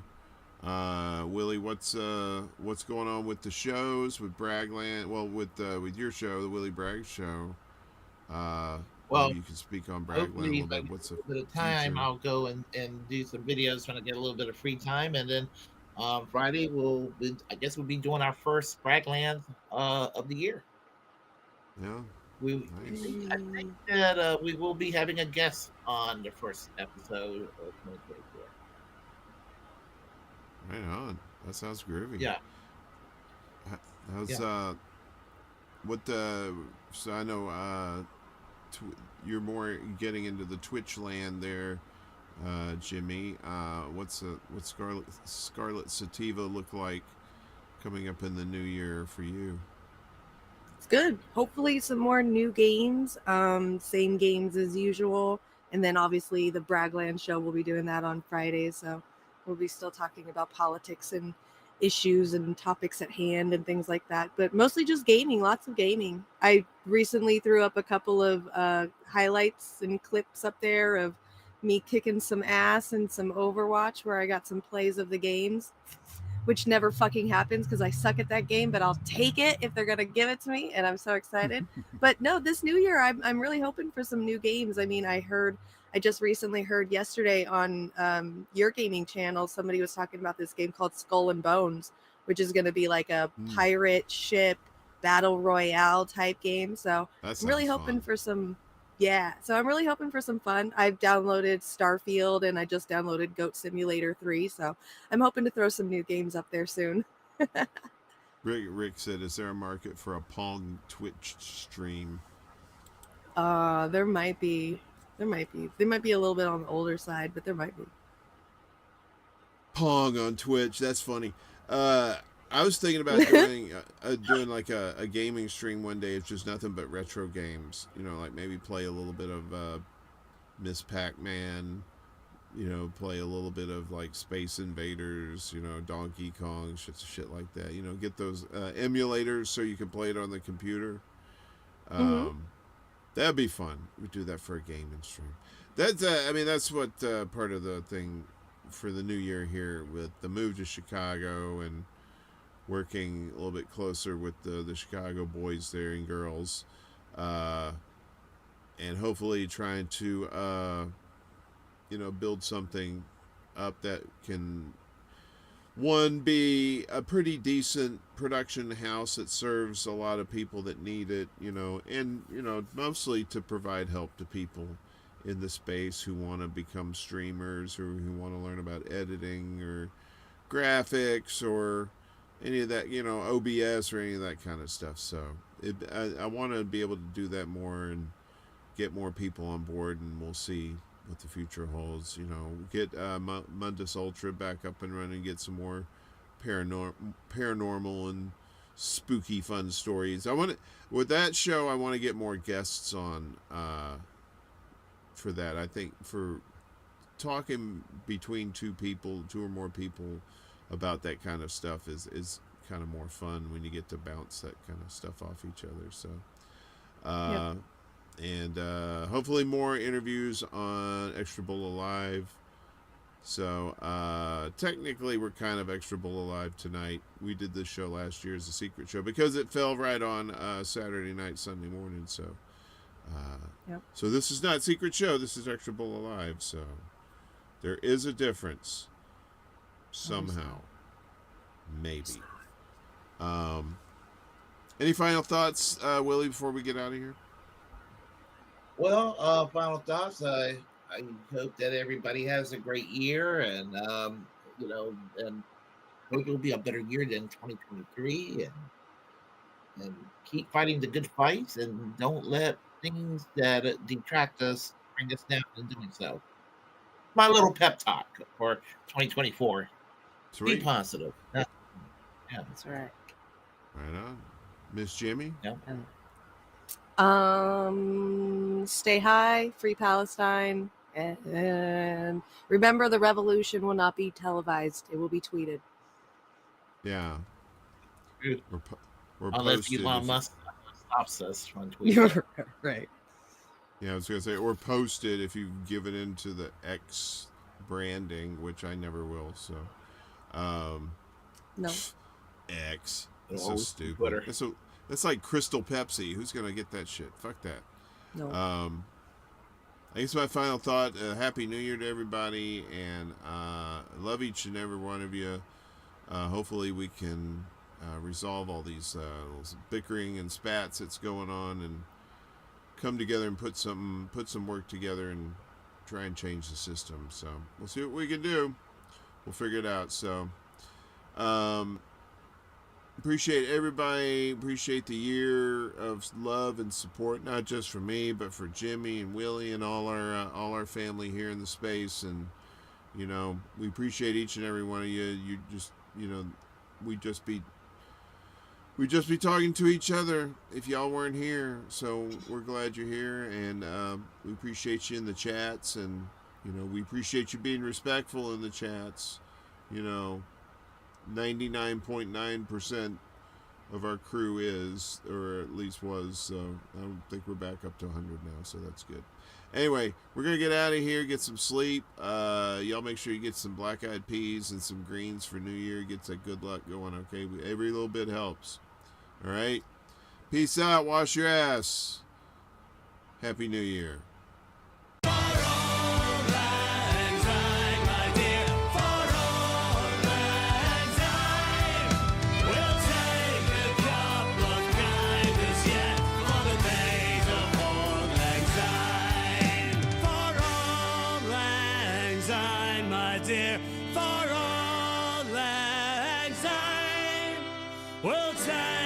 Cup of kindness yet for the days of Auld Lang Syne. Here's to the new year. May she be a damn sight better than the old one.